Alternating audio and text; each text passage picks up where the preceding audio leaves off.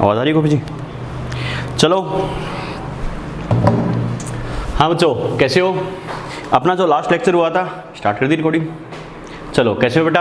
अपना जो last lecture हुआ था उसमें अपने कंप्लीट किया था बेटा अपना थर्मोडायनेमिक्स वाला पार्ट। ओके, थर्मोडायनेमिक्स वाले पार्ट में अपने जैसे एनर्जी की कई सारी फॉर्म डिस्कस की थी, internal energy, enthalpy, heat capacity, work, entropy और गिब्स एनर्जी। क्लियर? उसके बाद जैसे अपने उससे पहले फर्स्ट लॉ डिस्कस किया था, उसके बाद सेकंड लॉ और थर्ड लॉ के कुछ पॉइंट्स बताए कि फर्स्ट लॉ के अकॉर्डिंग कौन सा स्टेटमेंट करेक्ट है, सेकंड के अकॉर्डिंग कौन सा, थर्ड लॉ के अकॉर्डिंग कौन सा, एक एक बात अपन ने डिस्कस की थी बेटा। क्लियर?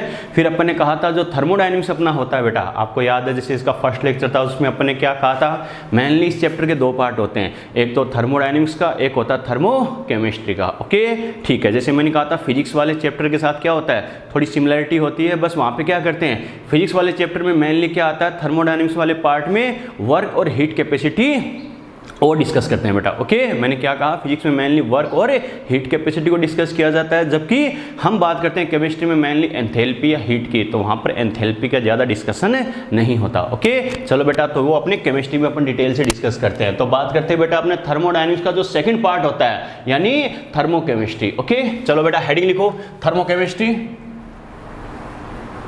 थर्मोकेमिस्ट्री, थर्मोकेमिस्ट्री, और इसे एनर्जेटिक भी बोलते हैं बेटा, एनर्जेटिक्स हिंदी में बोलते हैं उसमें रसायन या ऊर्जा विज्ञान, उसमें रसायन या ऊर्जा विज्ञान।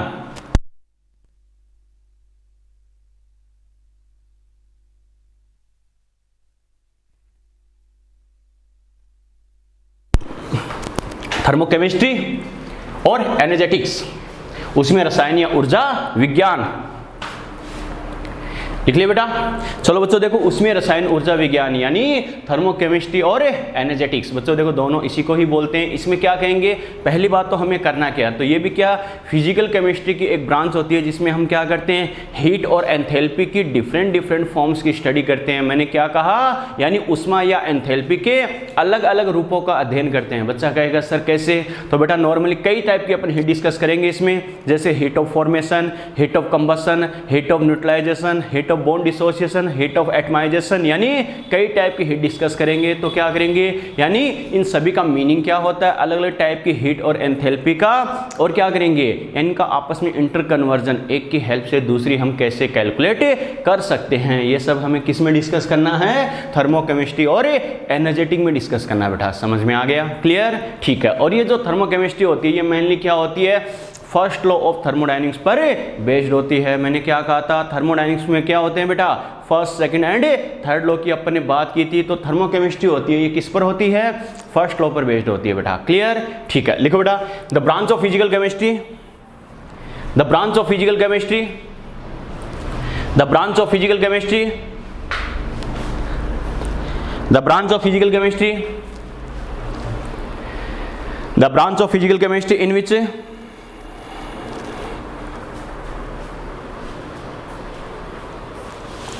the branch of physical chemistry in which we study about, the branch of physical chemistry in which we study about, the branch of physical chemistry in which we study about different forms of heat or enthalpy, in which we study about different forms of heat or enthalpy,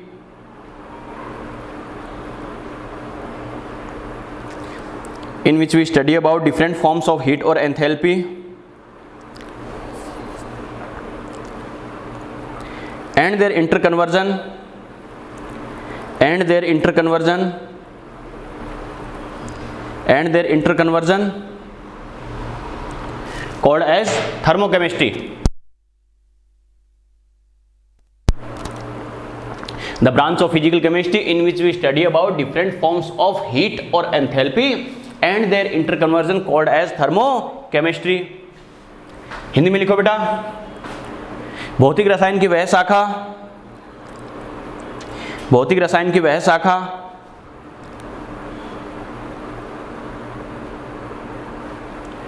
भौतिक रसायन की वह शाखा जिसमें उष्मा या enthalpy, भौतिक रसायन की वह शाखा जिसमें उष्मा या एंथैल्पी के विभिन्न रूपों विभिन्न रूप, अलग अलग फॉर्म के विभिन्न रूपों तथा उनके अंतर परिवर्तन का अध्ययन किया जाता है, उनके अंतर परिवर्तन का अध्ययन किया जाता है।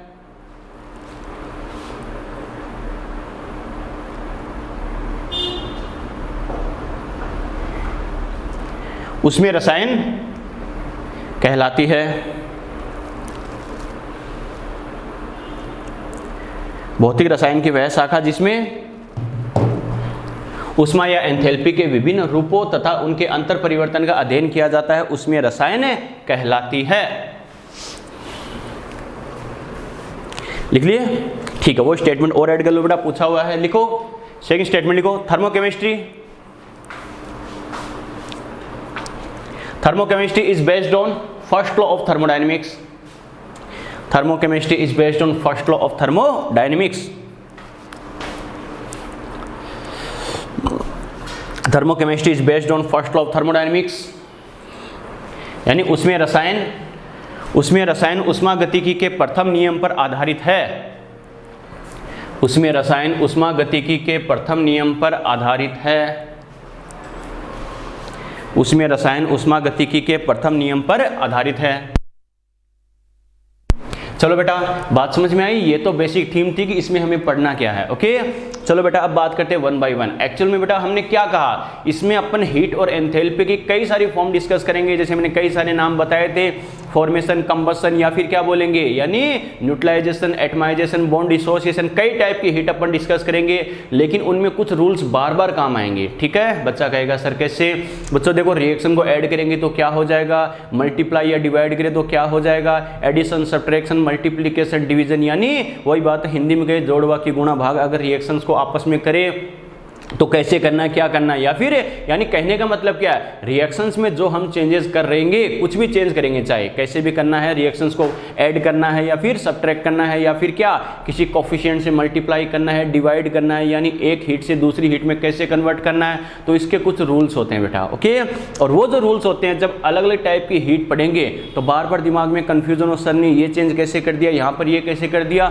इस कन्फ्यूजन से बचने के लिए ये जो रूल्स होते हैं बेटा, वो हम पहले डिस्कस करते हैं, ताकि हर टाइप की हीट में जो हम चेंजेस करेंगे दिमाग में कंफ्यूजन ना हो, सर ने यहाँ ये कैसे कर दिया, वो कैसे कर दिया। ओके, तो सबसे पहले उन रूल्स की बात करते हैं, क्या होते हैं, कैसे होते हैं। हेडिंग लिखो बेटा, law of thermochemistry. Law of thermochemistry, उसमें रसायन के नियम। नंबर 1 लिखो बेटा, हैश लॉ। हैश का नियम, हैश लॉ, हैश का नियम। बच्चों देखो, दो लॉ इसमें डिस्कस करेंगे अपन। इन्होंने अलग अलग अपने अपने अकॉर्डिंग बताया, ऐसा होगा तो ये होगा, वैसा हो तो ये होगा बेटा। ठीक है, इसके अकॉर्डिंग वन बाय वन अपन बात करेंगे। यानी लॉ ऑफ थर्मोकेमिस्ट्री, उसमें रसायन के नियम, कौन कौन से रूल हमारे काम आएंगे उनकी बात करते हैं अपन। नंबर 1 हैश लॉ, हैश का नियम। बच्चों देखो, हैश लॉ का जो एक सबसे इंपॉर्टेंट पॉइंट होता है बेटा, देखो एक इंपॉर्टेंट, देखो पॉइंट सबसे इंपॉर्टेंट है, इस पॉइंट को ध्यान में रख के क्या अगले 4 पॉइंट्स जो है, 3-4 पॉइंट्स का आप आंसर दे सकते हो। कैसे, हैश लॉ के अकॉर्डिंग कौन सा स्टेटमेंट करेक्ट है, कौन सा इनकरेक्ट है। सबसे इंपॉर्टेंट ये फर्स्ट पॉइंट है बेटा, इसके बेसिस पर आप क्या कहना, देखो समझना इस बात को। इन्होंने क्या कहा, द हीट ऑफ रिएक्शन, सुनना इस बात को, heat of reaction is always remains constant whatever reaction is completed one step or more than one steps। क्या कहा, अभिक्रिया की ऊष्मा सदैव नियत रहती है, चाहे अभिक्रिया एक पद में संपन्न हो या एक से अधिक पदों में संपन्न हो। बेटा आ गया समझ में मैंने क्या बोला? यानी कोई रिएक्शन है, कोई रिएक्शन चाहे एक स्टेप में हो, चाहे 2 स्टेप में या 3 स्टेप में, कितने भी स्टेप में हो, उसकी हीट ऑफ रिएक्शन हमेशा क्या रहेगी, कांस्टेंट रहेगी, फिक्स रहेगी। ओके, बच्चा कहेगा सर कैसे? तो देखो बेटा ऐसे, मान लो मैं बात करूं जैसे कार्बन प्लस ऑक्सीजन है, कार्बन प्लस ऑक्सीजन हमें पता है बेटा किसका फॉर्मेशन करता है, CO2 का फॉर्मेशन करता है। फॉर एग्जांपल समझने के लिए, क्लियर? ठीक है, इसके लिए मैं क्या बोलूंगा, ये मान लो हीट ऑफ रिएक्शन है बेटा। ओके ठीक है, ये हीट ऑफ रिएक्शन है। अब मैं क्या करूंगा, इसकी मैं 2 कंडीशन बता रहा हूं। क्या, एक कंडीशन तो ये है कि ये डायरेक्टली इसमें कन्वर्ट होता है, ये डायरेक्टली इसमें कन्वर्ट होता है, तो मैं इसको बोल रहा हूं डेल H1। मैंने क्या कहा, इस प्रोसेस के अकॉर्डिंग अगर कंप्लीट होगा कि सीधा कंप्लीट हो रहा, तब तो मैं क्या बोल रहा हूं, इसकी हीट को डेल H1। क्लियर? दूसरी कंडीशन ये है बच्चों, क्या, ये मान लो पहले क्या बनाता है, ये मान लो कार्बन मोनोऑक्साइड बना रहा है। बच्चा कहेगा सर कैसे, अरे सीधी सी बात है, अगर ऑक्सीजन के हाफ मोल यूज हो तो क्या होगा, अरे CO बनेगा नहीं बनेगा, बनेगा। क्लियर, ठीक है। CO से फिर क्या होता है, वापस ये ऑक्सीजन से रिएक्शन करके क्या बना रहा है, CO2 बना रहा है। क्लियर, ठीक है। मेरे कहने का मतलब क्या है, बात समझ में आ गई बच्चों। तो यहाँ से अपन क्या कह सकते हैं, कार्बन प्लस ऑक्सीजन से मान लो पहले क्या बन रहा है, अगर CO बन रहा है तो इसकी हीट को मैं बोल रहा हूँ डेल H2। क्लियर, ठीक है। और हमें पता है CO से जब वापस CO2 बनता है, इसकी हीट को मैं बोल रहा हूँ डेल H3। तो मेरा कहने का मतलब क्या है बेटा, अपन क्या कह सकते हैं, heat of reaction, heat of reaction किसके इक्वल होगी, डेल H1 के इक्वल होगी बेटा। क्लियर, यानी इस रिएक्शन की हीट क्या चाहिए, डायरेक्टली कंप्लीट हो तो भी इतनी होगी, और मैं कह सकता हूं क्या, इक्वल टू क्या हो जाएगा, डेल H2, या फिर मैं क्या कह सकता हूं, डेल H3।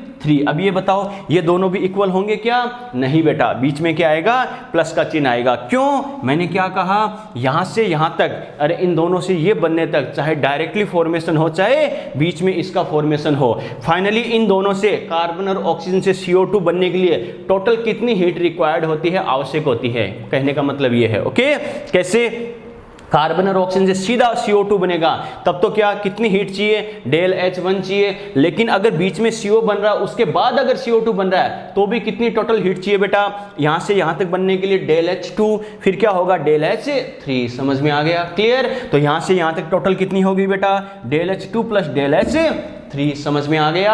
इसका मतलब इस रिएक्शन की जो हीट होगी उसको अपन क्या बोलेंगे, डेल H1 के इक्वल भी होगी, और del H2 plus del H3 इन दोनों के सम के भी, इन दोनों के योग के भी बराबर होगी बेटा। क्लियर, ठीक है। तो मेरा कहने का मतलब क्या था, अब मैंने जो स्टेटमेंट बोला है बेटा उसको मैच करना, सुनना अच्छे से। क्या, यानी the heat of reaction, the heat of reaction, सुनना अच्छे से, हीट ऑफ रिएक्शन मतलब del HR। Okay, the heat of reaction always remains constant whatever reaction is completed one step और मोर देन वन स्टेप्स। बात समझ में आई क्या, one step में जो हीट होगी वो हो, चाहे मोर देन वन स्टेप की हीट हो, सभी के क्या होगी, इक्वल होगी। रिएक्शन वन स्टेप में होती है या वन से ज्यादा स्टेप में कंप्लीट होती है, इससे कोई फर्क नहीं पड़ेगा। समझ में आ गया, क्लियर। लिखो बेटा, स्टेटमेंट लिखो, फर्स्ट स्टेटमेंट लिखो, इसका हैश लोगा लिखो, the heat of reaction, the heat of reaction,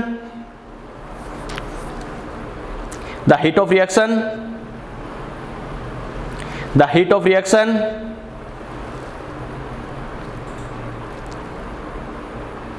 the heat of reaction always remains constant, the heat of reaction always remains constant,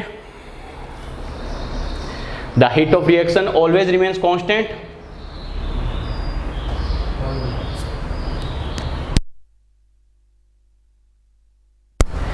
the heat of reaction always remains constant whatever reaction is completed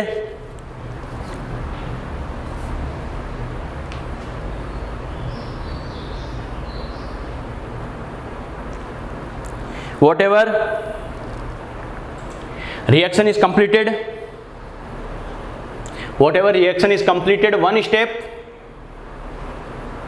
or more than one steps,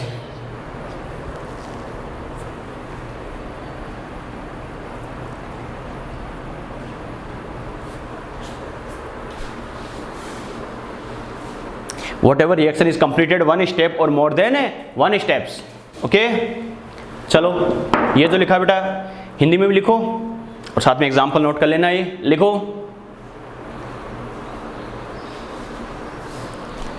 लिखो, एक अभिक्रिया की ऊष्मा सदैव नियत रहती है, एक अभिक्रिया की ऊष्मा सदैव नियत रहती है, एक अभिक्रिया की ऊष्मा सदैव नियत रहती है, एक अभिक्रिया की ऊष्मा सदैव नियत रहती है, चाहे अभिक्रिया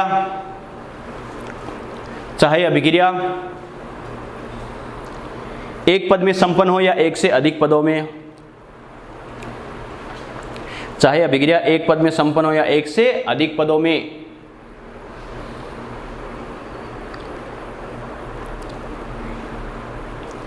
चाहे अभिक्रिया एक पद में संपन्न हो या एक से अधिक पदों में। लिख लिया बेटा, चलो ये एग्जाम्पल लिखो फटाफट, एग्जाम्पल नोट करो, ये कर लिए। चलो बच्चों देखो इस एग्जांपल के बेसिस पे क्या अगले 2-3 स्टेटमेंट इसी एक कॉन्सेप्ट के बेसिस पे बेटा कैसे, अब देखो मैं 1 बाय 1 बोलूंगा, कई सारे पॉइंट्स में बोलूं बेटा। जैसे मैं क्या कह सकता हूं, heat of reaction depends only on initial और final state of reaction, clear, does not depend on path of reaction. अरे क्या कहेंगे, अभिक्रिया की ऊष्मा केवल और केवल क्या करती है, प्रारंभिक और अंतिम अवस्था पर निर्भर करती है, ठीक है, प्रारंभिक और अंतिम अवस्था पर निर्भर करती है, ये क्या होगी, अभिक्रिया के पथ पर निर्भर नहीं करेगी। कैसे देख सकते हो बेटा, अरे रिएक्शन है, रिएक्शन चाहे इस पथ से कंप्लीट हो रही है या इस पथ से कंप्लीट हो रही है बेटा, कोई फर्क पड़ रहा है क्या, नहीं, क्यों, क्योंकि डायरेक्टली कंप्लीट हो रही है तब हीट की वैल्यू कितनी है, डेल H1, और जब बीच में किसी अदर के फॉर्मेशन से यानी ऐसे कंप्लीट हो रही है तब हीट कितनी होगी, ये प्लस ये, और हमें पता है इन दोनों का जो सम है टोटल है वो डेल H1 के बराबर है या नहीं है, यस और नो। तो कहने का मतलब क्या, स्टार्टिंग में ये था, फाइनली ये है, क्लियर, ठीक है, ये चाहे डायरेक्टली कंप्लीट हो चाहे इनडायरेक्टली कंप्लीट हो, इनिशियली स्टार्टिंग में क्या है कार्बन प्लस ऑक्सीजन और फाइनली क्या है बेटा CO2, और वैसे भी हमें पता है ये स्टेट फंक्शन प्रॉपर्टी है, अरे याद है ना, QW और C की अगर बात करें, बाकी सारी क्या है, इंटरनल एनर्जी, एंथैल्पी, ये सभी कैसी है बेटा, स्टेट फंक्शन प्रॉपर्टी है, और स्टेट फंक्शन प्रॉपर्टी है वो कभी पाथ पे डिपेंड करेगी क्या, नहीं करेगी, ओके, ठीक है। नेक्स्ट स्टेटमेंट लिखो बेटा, हीट ऑफ रिएक्शन, लिखो heat of reaction depends only on, heat of reaction depends only on initial and final state of reaction, heat of reaction does not depend on, heat of reaction depends only on initial and final state of reaction। आगे लिखो does not depend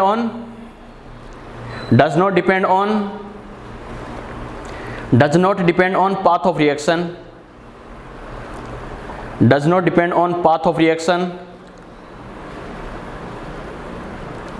ठीक है। हिंदी में लिखो बेटा, अभिक्रिया की ऊष्मा, अभिक्रिया की ऊष्मा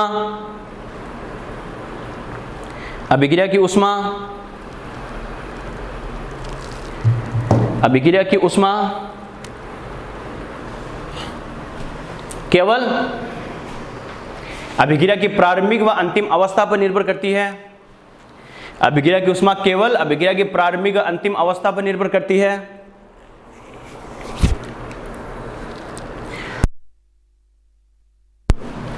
केवल अभिक्रिया के प्रारंभिक व अंतिम अवस्था पर निर्भर करती है, अभिक्रिया के पथ पर निर्भर नहीं करती, अभिक्रिया के पथ पर निर्भर नहीं करती, लिख लिया बेटा। चलो एक बात मैं और कह सकता हूं क्या बेटा, मैंने क्या कहा था, ये जो कॉन्सेप्ट है फर्स्ट वाला कॉन्सेप्ट है उसके बेसिस पे 2-3 बातों को घुमा फिरा के अपन बोल सकते हैं क्या। एक मैं बोल सकता हूं क्या, जो हीट ऑफ रिएक्शन होती है, अभिक्रिया की ऊष्मा होती है, वो रिएक्शन की मैकेनिज्म, एक तो मैंने क्या कहा रिएक्शन की मैकेनिज्म है, एक जो इंटरमीडिएट स्पीसीज होती है, मध्यवर्ती स्पीसीज के फॉर्मेशन या निर्माण पर डिपेंड नहीं करती, निर्भर नहीं करती। मैंने क्या कहा, हीट ऑफ रिएक्शन है वो रिएक्शन की मैकेनिज्म पर भी डिपेंड नहीं करती, और जो इंटरमीडिएट स्पीसीज होती है, मध्यवर्ती स्पीसीज होती है, उसके निर्माण पर भी, उसके फॉर्मेशन पर भी डिपेंड नहीं करती। कैसे बच्चों देखो मैंने क्या कहा, मैकेनिज्म, क्रियाविधि का मतलब क्या होता है, डायरेक्टली कंप्लीट हो वही बात आ गई, चाहे इनडायरेक्टली कंप्लीट हो। देखो अरे सीधी सी बात है, कार्बन और ऑक्सीजन से CO2 का फॉर्मेशन चाहे इस टाइप से हो चाहे इस टाइप से हो, इससे कोई फर्क पड़ रहा है क्या, नहीं, टोटल हीट तो क्या है, फिक्स है बेटा, कांस्टेंट। आ गया समझ में, क्लियर। और क्या करेंगे, फॉर्मेशन ऑफ इंटरमीडिएट स्पीसीज है, पहले देखो इस पाथ से कंप्लीट हो रही तो बीच में कोई इंटरमीडिएट बन रहा था क्या, नहीं बन रहा था, लेकिन इस पाथ से, इस रास्ते से कंप्लीट हो रही है तो हमें पता बीच में ये इंटरमीडिएट बना या नहीं बना, बना बेटा। यहां तो कार्बन और ऑक्सीजन से सीधा CO2 बन गया, और इसमें पहले CO बनाया उसके बाद CO2 बनाया, लेकिन बीच में इंटरमीडिएट मध्यवर्ती बना है, उसके बाद भी ये बताओ हीट ऑफ रिएक्शन की वैल्यू पर कोई फर्क पड़ा क्या, नहीं पड़ा, ये तो क्या है, फिक्स है बेटा। समझ में आ गया, तो न तो मैकेनिज्म पर डिपेंड करती है, नहीं क्या जो इंटरमीडिएट स्पीसीज होती है उसके फॉर्मेशन पर डिपेंड करेगी, उस पर भी नहीं करेगी। समझ में आ गया, क्लियर। लिखो बेटा नेक्स्ट स्टेटमेंट, लिखो heat of reaction, heat of reaction, heat of reaction, heat of reaction does not depend on, heat of reaction does not depend on, heat of reaction does not depend on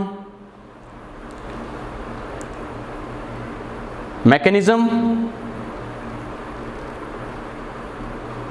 heat of reaction does not depend on mechanism of reaction,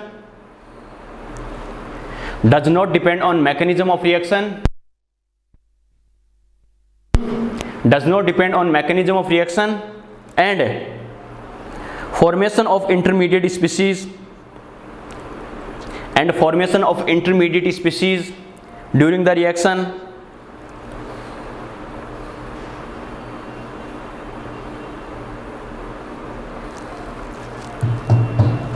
does not depend on mechanism of reaction and formation of intermediate species during the reaction। लिख लिया बेटा, चलो हिंदी में लिखो। लिखो अभिक्रिया की ऊष्मा, अभिक्रिया की ऊष्मा, अभिक्रिया की क्रियाविधि, अभिक्रिया की क्रियाविधि तथा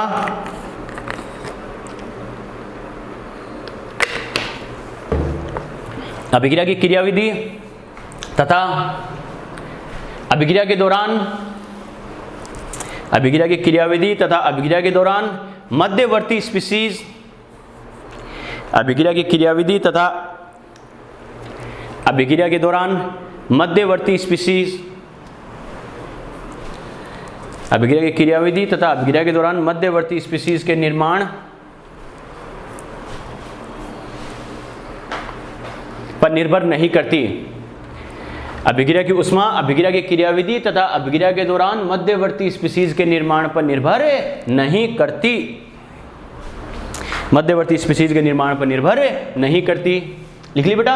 चलो एक स्टेटमेंट अब और अपन क्या कह सकते हैं बेटा, देखो अपन क्या कहेंगे, यानी एक तो क्या जो रिएक्शन कंप्लीट हो रही है उसमें कितने स्टेप्स है, मैंने क्या कहा कितने स्टेप है, यानी नंबर ऑफ स्टेप्स कितने हैं, पदों की संख्या कितनी है, ये बताओ बेटा। इस पर डिपेंड करेगी क्या, नहीं, हमने एक ही बात कही है, यानी हीट क्या है बेटा, नॉर्मली क्या कहेंगे, यानी नॉर्मली इसके क्या स्टेट फंक्शन प्रॉपर्टी की अपन ने बात की, जैसे स्टेट फंक्शन प्रॉपर्टी की बात की तो बेटा क्या होगा, only initial and final state. समझ में आ गया, मैंने क्या कहा, इनिशियल एंड फाइनल स्टेट तो क्या कहेंगे, हीट ऑफ रिएक्शन क्या, नंबर ऑफ स्टेप्स की बात तो अपन ने की, लेकिन क्या कितने स्टेप्स कंप्लीट हो रहे हैं, जैसे मान लो ये सिंगल स्टेप में कंप्लीट हो रही है, ये मान लो क्या हो रहा है बेटा 2 स्टेप में कंप्लीट हो रही है, तो कितने स्टेप में कंप्लीट हुई, अगर ज्यादा स्टेप में कंप्लीट हुई तो हीट ऑफ रिएक्शन की वैल्यू ज्यादा हुई, अभिक्रिया की ऊष्मा ज्यादा होगी, ऐसा है क्या, नहीं, चाहे एक स्टेप में कंप्लीट हो चाहे 2 स्टेप में कंप्लीट हो, हमें पता है टोटल हीट ऑफ रिएक्शन क्या है, वही है बेटा। क्लियर, तो ध्यान रखना नंबर ऑफ स्टेप्स यानी कितने स्टेप में कंप्लीट हो रही है उनके नंबर पर, और रिएक्शन को कंप्लीट होने में लगने वाला टाइम कितना होगा, कितना टाइम लगेगा, उस पर भी डिपेंड नहीं करेगी। क्लियर, ठीक है, लिखो बेटा next statement, heat of reaction, heat of reaction, heat of reaction, heat of reaction does not depend on, heat of reaction does not depend on, heat of reaction does not depend on, heat of reaction does not depend on number of steps,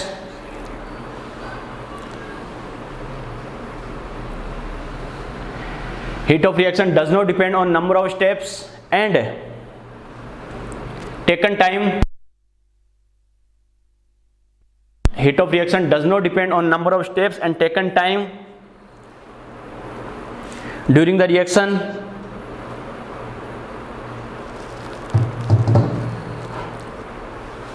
heat of reaction does not depend on number of steps and taken time during the reaction। लिख लिए, हिंदी में लिखो बेटा, अभिक्रिया की ऊष्मा, अभिक्रिया की ऊष्मा, अभिक्रिया की ऊष्मा,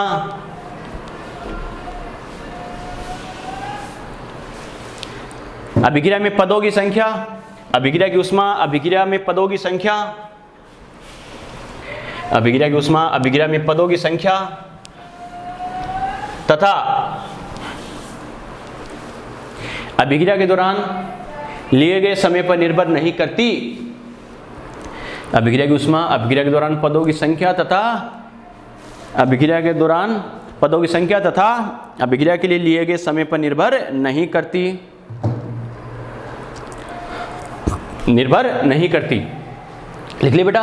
चलो बच्चों देखो क्या कहेंगे, कैसे कहना है बेटा। देखो अब ध्यान रखना, इसके 2 पॉइंट और ध्यान रखना, जो रिएक्शंस जो अलग अलग टाइप की हीट पड़ेंगे उसमें बहुत काम आएगा। क्या, अगर किसी रिएक्शन का अपन क्या करते हैं, एडिशन और सब्ट्रैक्शन करते हैं। मैंने क्या कहा, अगर किन्हीं रिएक्शंस का अपन क्या करते हैं बेटा, एडिशन और सब्ट्रैक्शन करें, यानी जोड़ या क्या करें बेटा, भाग, यानी क्या करें, जोड़ या माइनस प्लस माइनस करें बेटा, सीधी सी बात, जोड़ना या घटाना करें तो क्या होगा, हीट ऑफ रिएक्शन भी क्या हो जाएगी, प्लस या माइनस हो जाएगी। मैंने क्या कहा, रिएक्शंस को अगर ऐड कर रहे हो तो हीट ऑफ रिएक्शन भी ऐड हो जाएगी, और अगर सब्ट्रैक्ट कर रहे हो बेटा, माइनस कर रहे हो, तो हीट ऑफ रिएक्शन भी माइनस हो जाती है। ठीक है, सब्ट्रैक्ट हो जाती है। कैसे बेटा समझना इस बात को। फॉर एग्जांपल जैसे मैंने ये लिखा बेटा, अपन ये लिखा जैसे मान low carbon plus half O2, okay ठीक है। इसकी बात करें बेटा तो ये मान लो बन रहा है बेटा CO, कार्बन मोनोऑक्साइड। क्लियर, ठीक है। अब अपन बात करें बच्चों, देखो क्या करेंगे, कार्बन मोनोऑक्साइड है, फिर से वो क्या कर रहा है बेटा, मान लो जैसे हाफ O2 से रिएक्शन कर रहा है तो ये क्या बना रहा है, CO2 गैस बना रहा है। क्लियर, ठीक है। इसके अकॉर्डिंग मैं बात करूं तो ये आपसे बोला जाए जैसे डेल H1 है, ये है बेटा x किलो जूल है, सपोज करो। क्लियर, ठीक है। इस रिएक्शन के लिए आपसे बोला जाए डेल H2 है बेटा, ये मान लो y किलो जूल है। बात समझ में आ गई, ठीक है बेटा। अब आपसे बोला जाए इन दोनों रिएक्शंस को अगर अपन ऐड कर दे तो हमें पता है रिएक्शन को क्या करना है बेटा, अरे ऐड करना, सब्ट्रैक्ट करना। इसका रूल क्या होता है, सेम साइड वालों को आपस में ऐड कर दो और अपोजिट साइड वालों को कैंसिल आउट कर दो बेटा। कैसे, मान लो ये CO बच्चों, पहली बात तो जैसे डायरेक्टली को रिएक्शन दे दी कि carbon solid plus O2 gas equal to मान लो क्या बन रहा है, CO2 गैस बन रही है। अब इसके लिए बोला जाए डेल H3 क्या होगा, मैंने क्या कहा, इसके लिए बोले डेल H3 क्या होगा। तो देखो बेटा कैसे करना है, सबसे पहले ये जो रिएक्शन आपको दे रखी है इसको फोकस करो, क्या कि इसका फॉर्मेशन मैं कैसे कर सकता हूं। तो देखो बेटा ऊपर जो 2 रिएक्शन हमें दे रखी है उनकी हेल्प से इस रिएक्शन का फॉर्मेशन कर सकते हैं, नहीं कर सकते। देखो कैसे, कार्बन हमें पता, दोनों रिएक्शंस को अगर मैं ऐड कर दूं तो देखो बेटा carbon half O2 CO half O2 CO2। Clear, CO अरे अपोजिट साइड में है तो ये कैंसिल आउट होंगे या नहीं होंगे, होंगे बेटा। ठीक है, ये अगर कैंसिल आउट हो जाए तो हमें पता है क्या बच गया, कार्बन बच गया, हाफ O2 सेम साइड में है तो 1 O2 हो गया, और इधर क्या बच गया, CO2। मेरा कहने का मतलब क्या है, ये जो रिएक्शन आ रही है इन दोनों रिएक्शंस को ऐड करने पर आ रही नहीं आ रही, आ रही है बेटा। तो इसकी हीट भी क्या हो जाएगी, ऐड हो जाएगी, यानी डेल H3 क्या हो जाएगा बेटा, del H1 plus del H2। समझ में आ गया, इन दोनों की जो हीट है उसका सम हो जाएगा। तो क्या लिखेंगे, डेल H3 इक्वल टू क्या हो जाएगा, H1 की वैल्यू कितनी है बेटा, डेल H1 की x, और ये कितना है y, यानी x plus y kilo joule. समझ में आ गया, क्लियर। लिखो बेटा नेक्स्ट स्टेटमेंट लिखो, heat of reaction also added or subtracted, heat of reaction also added or subtracted, heat of reaction also added or subtracted,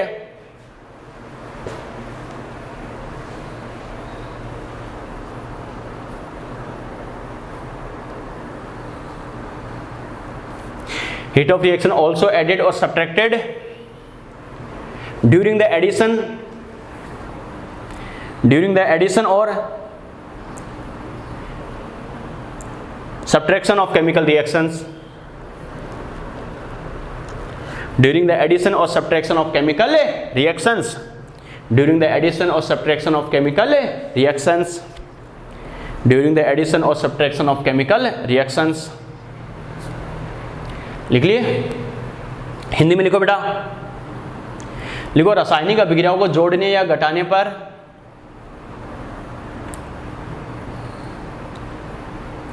रासायनिक अभिक्रियाओं को जोड़ने या घटाने पर रासायनिक अभिक्रियाओं को जोड़ने या घटाने पर अभिक्रिया की ऊष्मा भी जुड़ या घट जाती है।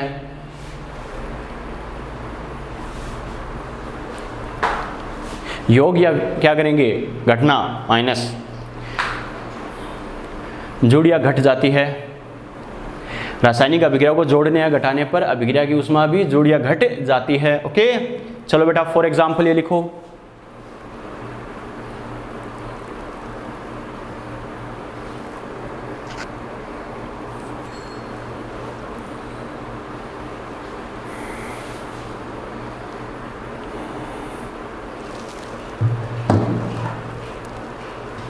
लिख लिए।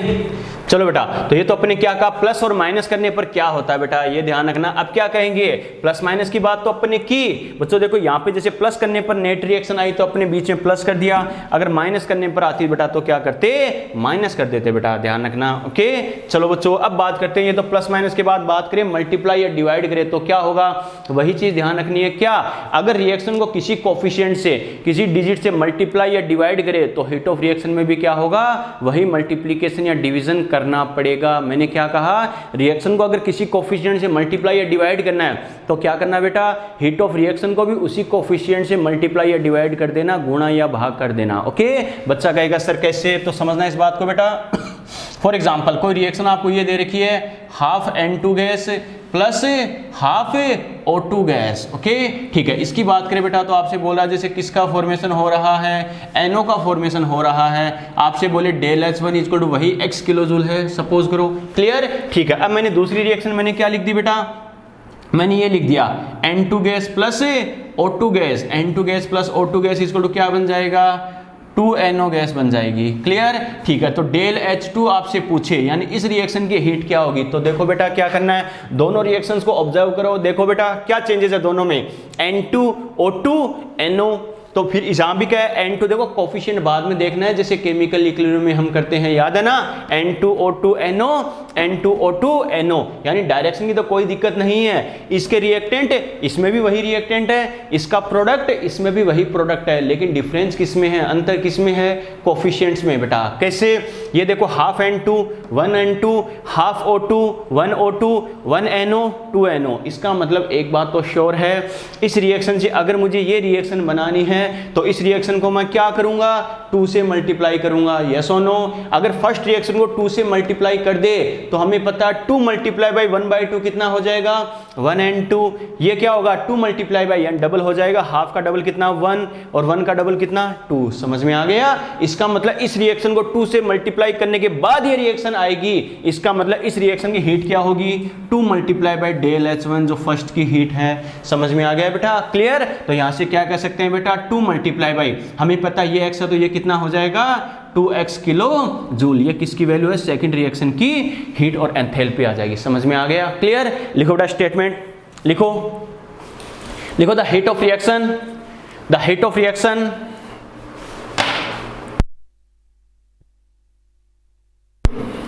the heat of reaction also multiplied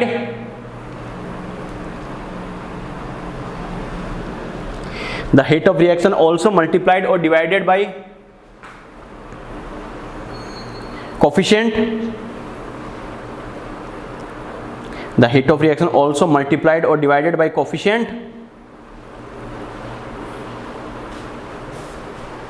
the heat of reaction also multiplied और डिवाइडेड, दोनों बोल रहा हूं बेटा, जो करेगा मल्टीप्लाई करे डिवाइड करे उस पर डिपेंड करेगा। Heat of reaction also multiplied और divided by coefficient by multiplication और division of reaction,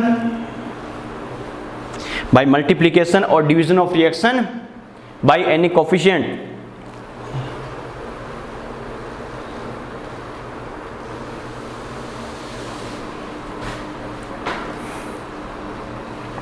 Heat of reaction also multiplied or divided by coefficient by multiplication or division of reaction with any coefficient। लिख लिए, हिंदी में लिखो बेटा, अभिक्रिया को किसी गुणांक से गुणा या भाग करने पर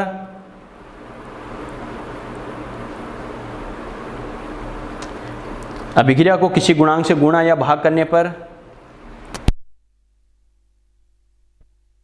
अभिक्रिया को किसी गुणांक से गुणा या भाग करने पर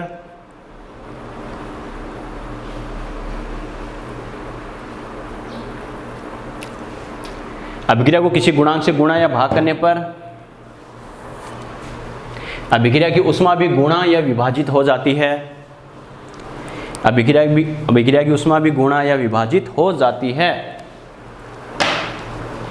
अभिक्रिया की ऊष्मा भी गुणा या विभाजित हो जाती है।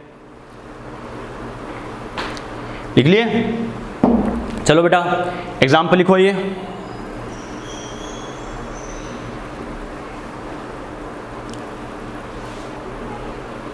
एग्जाम्पल लिखो।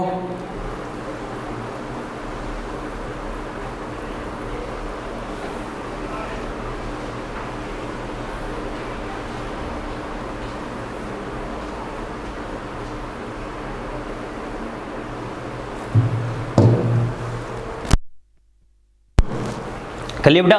एक चीज बेटा और ध्यान रखना, बच्चे से नॉर्मली पूछा जाता है हेस लॉ के अकॉर्डिंग कौन सा स्टेटमेंट करेक्ट है कौन सा इनकरेक्ट है, तो बच्चे के दिमाग में क्या आता है, सर ने कई सारे पॉइंट्स बताए थे, हेस लॉ के अकॉर्डिंग ऐसे होगा वैसे होगा वैसे होगा, तो फिर ये भी हो सकता है ये भी होना चाहिए, और बच्चा क्या करेगा, ऑल इज वेल करके आ जाता है बेटा। ओके, लेकिन एक चीज खास कर ध्यान रखना बच्चों, क्या करना है कैसे करना है।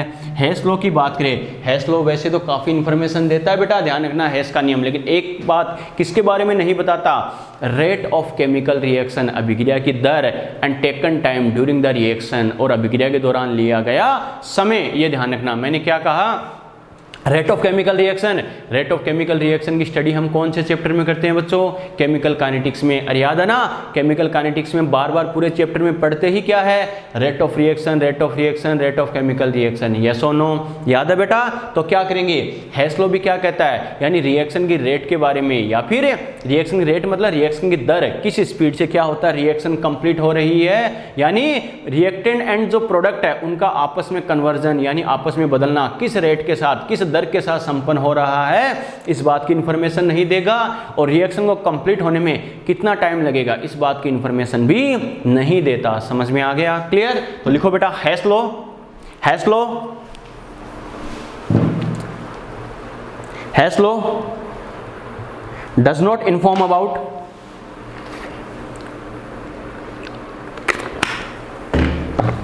हेस law does not inform about, Hess law does not inform about,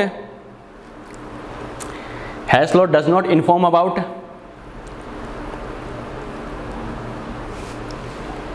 Hess law does not inform about rate of chemical reaction, Hess law does not inform about rate of chemical reaction and taken time during the reaction,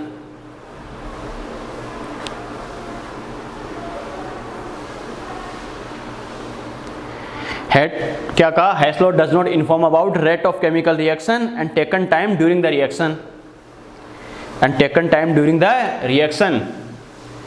Hindi में लिखो बेटा, हेस का नियम, अभिक्रिया की दर, अभिक्रिया की दर तथा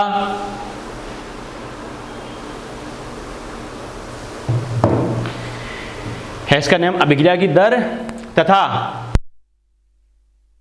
अभिक्रिया के दौरान, अभिक्रिया के दौरान लिए गए समय पर, अभिक्रिया के दौरान लिए गए समय की जानकारी नहीं देता।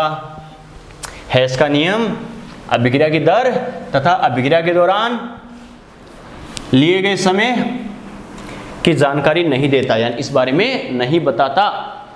समझ में आ गया बेटा, क्लियर। तो ये अपने बात की हेस लॉ क्या होता है कैसे होता है, क्लियर। चलो बेटा दूसरा सेकंड लॉ देखते हैं, लिखो Laplace and Lavoisier law, Laplace व लेवोसियर का नियम, इनके नाम ऐसे ही होते हैं, नाम से साइंटिस्ट लगते नहीं लेकिन साइंटिस्ट थे बेटा ये। लाप्लास एंड लेवोसियर लॉ, ठीक है, लाप्लास व लेवोसियर का नियम। इन्होंने क्या कहा बेटा, देखो बच्चों देखो ये दोनों मिलके इतने परेशान हुए और दोनों ने सिर्फ एक ही पॉइंट बताया मिलके। मैंने क्या कहा, यानी दोनों ने मिलके सिर्फ एक ही पॉइंट बताया, तो फायदा क्या हुआ इनका बेटा, देखो लेकिन फिर भी क्या होता है कैसे होता है, वो भी बिल्कुल एकदम क्या लल्लू सा पॉइंट बताया, कोई खास बात नहीं थी जिसमें दिमाग लगाने की जरूरत ही नहीं थी। क्या कहा इन्होंने, when a chemical reaction inverse then heat sign of heat of reaction is change, काम खत्म। बस इतनी सी बात इन्होंने बताई, दोनों मिलकर आधी लाइन बताई, क्या कि किसी केमिकल रिएक्शन की डायरेक्शन क्या कर दे, चेंज कर दे बेटा, यानी उसको इन्वर्स कर दे, अपोजिट कर दे, तो हीट ऑफ रिएक्शन जो होती है अभिक्रिया की उष्मा होती है उसका चिन्ह परिवर्तित हो जाता है। परिवर्तित होने का मतलब है पहले प्लस था तो अब क्या हो जाएगा माइनस, पहले माइनस था तो अब क्या हो जाएगा प्लस हो जाएगा बेटा। ओके, कैसे बच्चों, देखो जैसे अपन बोले ए है, मान लो ए से बेटा बी का फॉर्मेशन हो रहा, आपसे बोले जैसे डेल H1 ये क्या है, मान लो x किलो जूल है। क्लियर, ठीक है। अगर अपन क्या बोले बेटा, अगर इसको ये बोल दे B से A, मैंने क्या किया है, अरे रिएक्शन की डायरेक्शन चेंज की या नहीं की, कर दी बेटा। कैसे, A पहले रिएक्टेंट था, अब देखो A क्या है, प्रोडक्ट, B पहले प्रोडक्ट था, अब क्या है, रिएक्टेंट, यानी एक के रिएक्टेंट को दूसरे का प्रोडक्ट, एक के प्रोडक्ट को दूसरे का रिएक्टेंट बना दिया। क्लियर, ठीक है। तो क्या करेंगे, अगर हमने डायरेक्शन चेंज कर दी बेटा, तो हीट ऑफ रिएक्शन क्या, अरे पहले वाली के इक्वल तो होगी, लेकिन साइन क्या हो जाएगा, चेंज हो जाएगा। क्लियर, तो अपन क्या लिखेंगे, डेल H2 क्या आएगा बेटा, यानी पहले x था तो अब क्या आ जाएगा, माइनस x किलो जूल आएगा। समझ में आ गया। क्लियर, ठीक है। लिखो बेटा, लिखो, when a chemical reaction inverse कर दी जाए, when a chemical reaction is inversed, when a chemical reaction is inversed, when a chemical reaction is inversed, then the sign of heat of reaction is changed, then the sign of heat of reaction is change। मैंने change बोला है बेटा, ध्यान रखना, जरूरी नहीं हमेशा minus या प्लस से माइनस, माइनस से प्लस हो जाएगा। ठीक है, हिंदी में लिखो,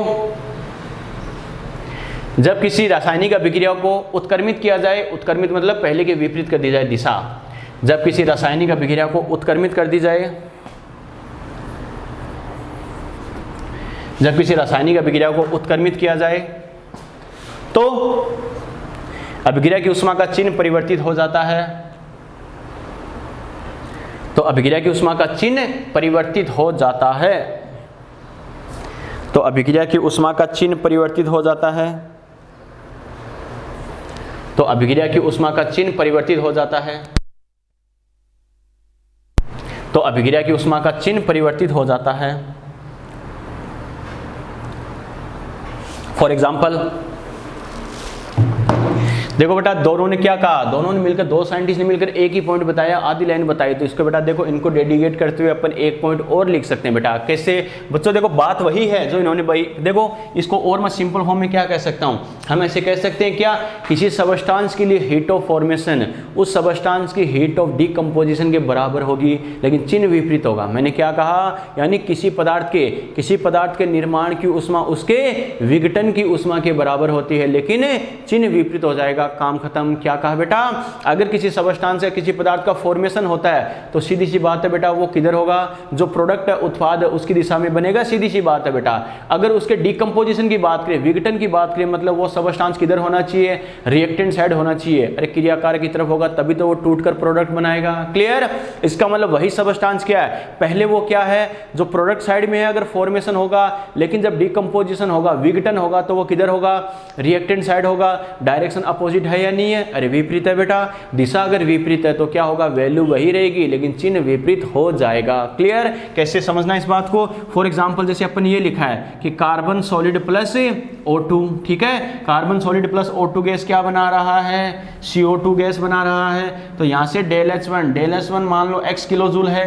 क्लियर, ठीक है। अब मान लो एक रिएक्शन आपसे ये दे रखी है बच्चों, क्या कि CO2 है, CO2 गैस ब्रेक होकर क्या बना रही है, carbon solid plus O2 gas, yes और नो। क्लियर, ठीक है। इसके लिए आपसे बोले डेल H2 क्या हो जाएगा, तो अपन क्या कह सकते हैं बच्चों, देखो बस रिएक्शन को थोड़ा सा ऑब्जर्व करो, यही बात है, क्या कार्बन O2 रिएक्टेंट है, इधर कार्बन O2 क्या है, प्रोडक्ट है। क्लियर, CO2 प्रोडक्ट है, यहाँ CO2 क्या है, रिएक्टेंट है। इसका मतलब है यहाँ CO2 जो प्रोडक्ट साइड में है, इसका मतलब ये इसका फॉर्मेशन हो रहा है, तो ये इसकी हीट ऑफ फॉर्मेशन हो गई। क्लियर, निर्माण की ऊष्मा हो गई। अब अपन क्या कहेंगे, यहाँ पर CO2 रिएक्टेंट साइड है, ये क्या हो रहा है, डिकम्पोज हो रहा है, ब्रेक हो रहा है, टूट हो रहा है, क्या कर रहा है, विघटन हो रहा है, सीधी सी बात है, इसका टूटना या विघटन हो रहा है बेटा।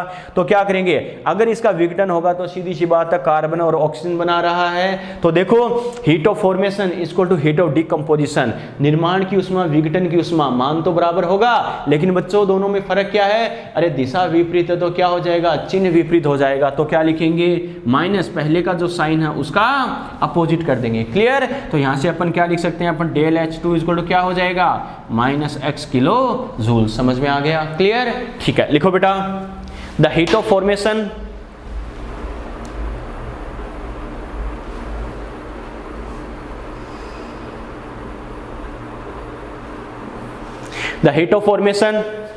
and heat of decomposition,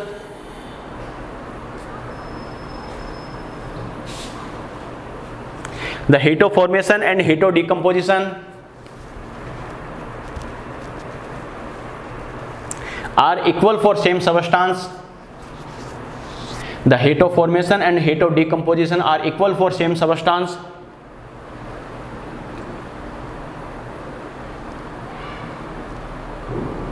The heat of formation and heat of decomposition of same substance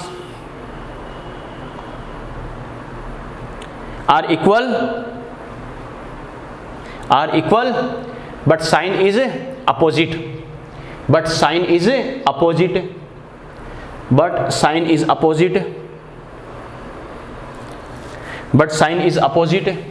The heat of formation for a substance is equal to heat of decomposition. या क्या कहेंगे, the heat of formation and heat of decomposition of same substance are equal but sign is opposite. Okay, ठीक है. हिंदी में लिखो बेटा. समान पदार्थ के लिए, समान पदार्थ के लिए निर्माण की उष्मा,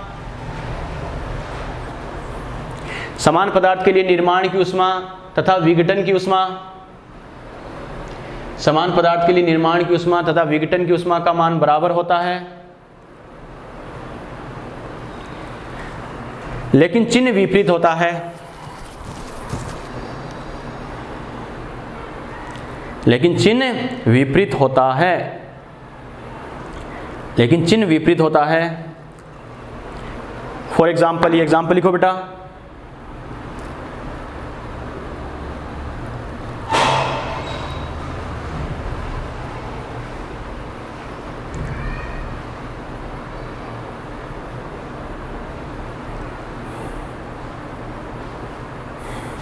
चिन्ह विपरीत होता है.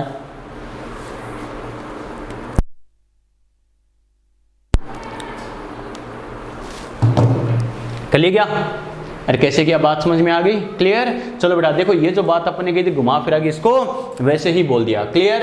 चलो ये तो समझने की बात थी. बस क्या कहा, यानी हेस लॉ के अकॉर्डिंग या लाप्लास लेवोसियर लॉ के अकॉर्डिंग कौन कौन सी बात हमें ध्यान रखनी है. क्लियर? चलो अब अपनी स्टाइल में बेटा अपन क्या कहेंगे, एक ट्रिक अगर दिमाग में मैं सेट करना चाहूँ, देखो कंफ्यूज होने की बजाय, क्या अगर रिएक्शंस को हमने क्या किया, ऐड किया था, प्लस किया था, तो हमें पता डेल एच प्लस हो जाता है. रिएक्शंस को अगर माइनस किया तो डेल एच भी माइनस हो जाएगा. क्लियर? रिएक्शन को मल्टीप्लाई करें तो क्या हो जाएगा बेटा, डेल एच भी क्या हो जाएगा, मल्टीप्लाई हो जाएगा. रिएक्शन को क्या करें, डिवाइड करें तो सीधी सी बात है क्या होगा, उसका डेल एच भी क्या हो जाएगा, डिवाइड हो जाएगा. रिएक्शन की अगर डायरेक्शन अपोजिट कर दे तो डेल एच का क्या हो जाएगा, साइन चेंज हो जाएगा. बात समझ में? घूम फिर के बात वही है. एक ही चीज में दिमाग में सेट करना चाहूं तो मैं क्या कह सकता हूं, the same change will occur in heat of reaction which is occur in reaction. Yes और नो? यानी अभिक्रिया की उष्मा में भी वही परिवर्तन होगा जो क्या होता है, अभिक्रिया में होता है. यस और नो? रिएक्शन में जो आप चेंज कर रहे हो बेटा वैसा का वैसा क्या हो जाएगा, डेल एच की वैल्यू में चेंज हो जाएगा. मल्टीप्लाई कर रहे हो तो मल्टीप्लाई, डिवाइड कर रहे हो तो डिवाइड, प्लस कर रहे हो तो प्लस, माइनस कर रहे हो तो माइनस, डायरेक्शन चेंज कर रहे हो तो साइन चेंज. काम खत्म. क्लियर? ठीक है, ये ट्रिक लिखो स्टामा करके. एक ही चीज दिमाग में सेट रखनी है. लिखो the same change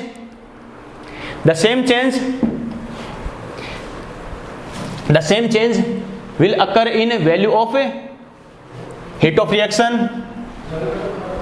The same change will occur in value of heat of reaction.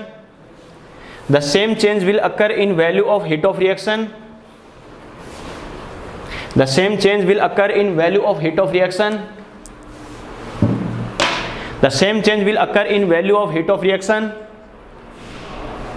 which is occur in chemical reaction. Which is occur in chemical reaction. Which is occur in chemical reaction. ठीक है?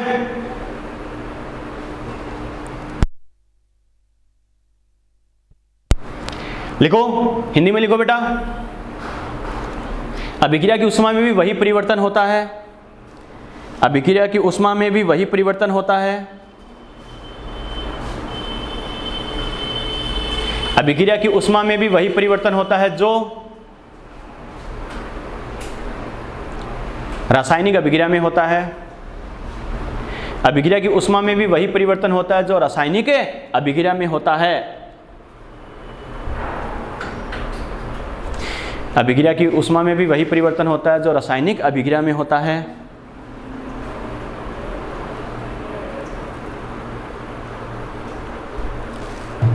जो अभिक्रिया में होता है। समझ में आ गया बेटा, यस और नो? चलो बच्चों, तो ये मैंने आपको क्या बेसिक आपको आइडिया दिया है, क्योंकि हमें पता है बच्चों, देखो इस चैप्टर में पढ़ना क्या था हमें, यानी थर्मोकेमिस्ट्री की बात करें तो अलग अलग टाइप की हीट आएगी, कई टाइप की बेटा, देखो 10-12 टाइप की अपन हीट पढ़ेंगे।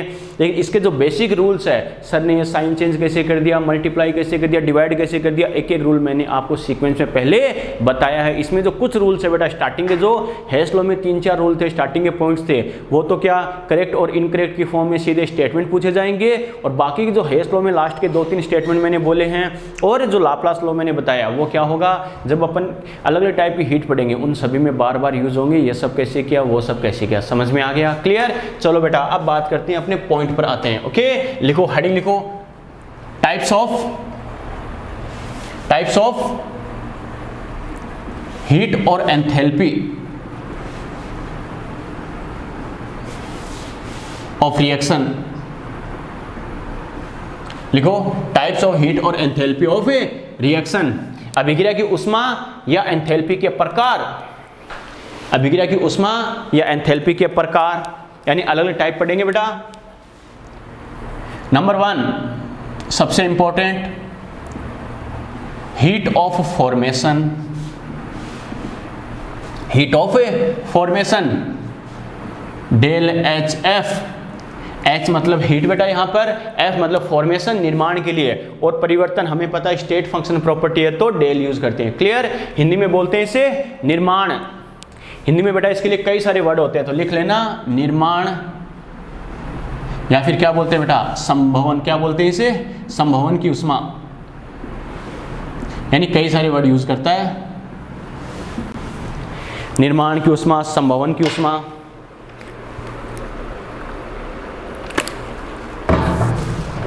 ठीक है, अरे लिख लिया क्या?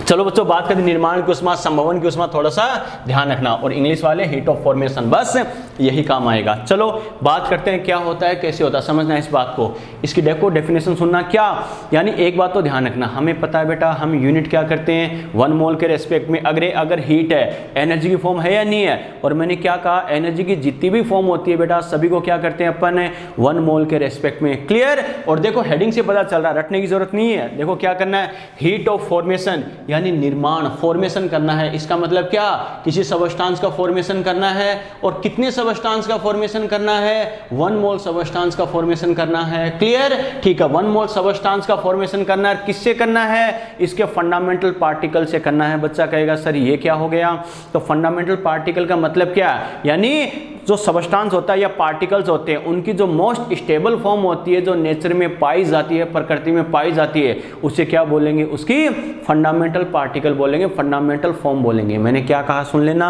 यानी 1 मोल सबस्टांस का उसके फंडामेंटल पार्टिकल से फॉर्मेशन करने के लिए जो रिक्वायर्ड हीट होती है, चाहे एमिटेड भी हो सकती है या एब्जॉर्ब्ड भी हो सकती है। क्यों? अरे नेचर में जितने भी सबस्टांस है बेटा, सभी का फॉर्मेशन करने के लिए हमें पता है हीट का एमिशन ही करना पड़े, लॉस करना पड़े, जरूरी है क्या? नहीं। या फिर सभी का फॉर्मेशन करने के लिए हीट को गेन ही करना पड़े, एब्जॉर्प्शन करना पड़े, जरूरी है क्या?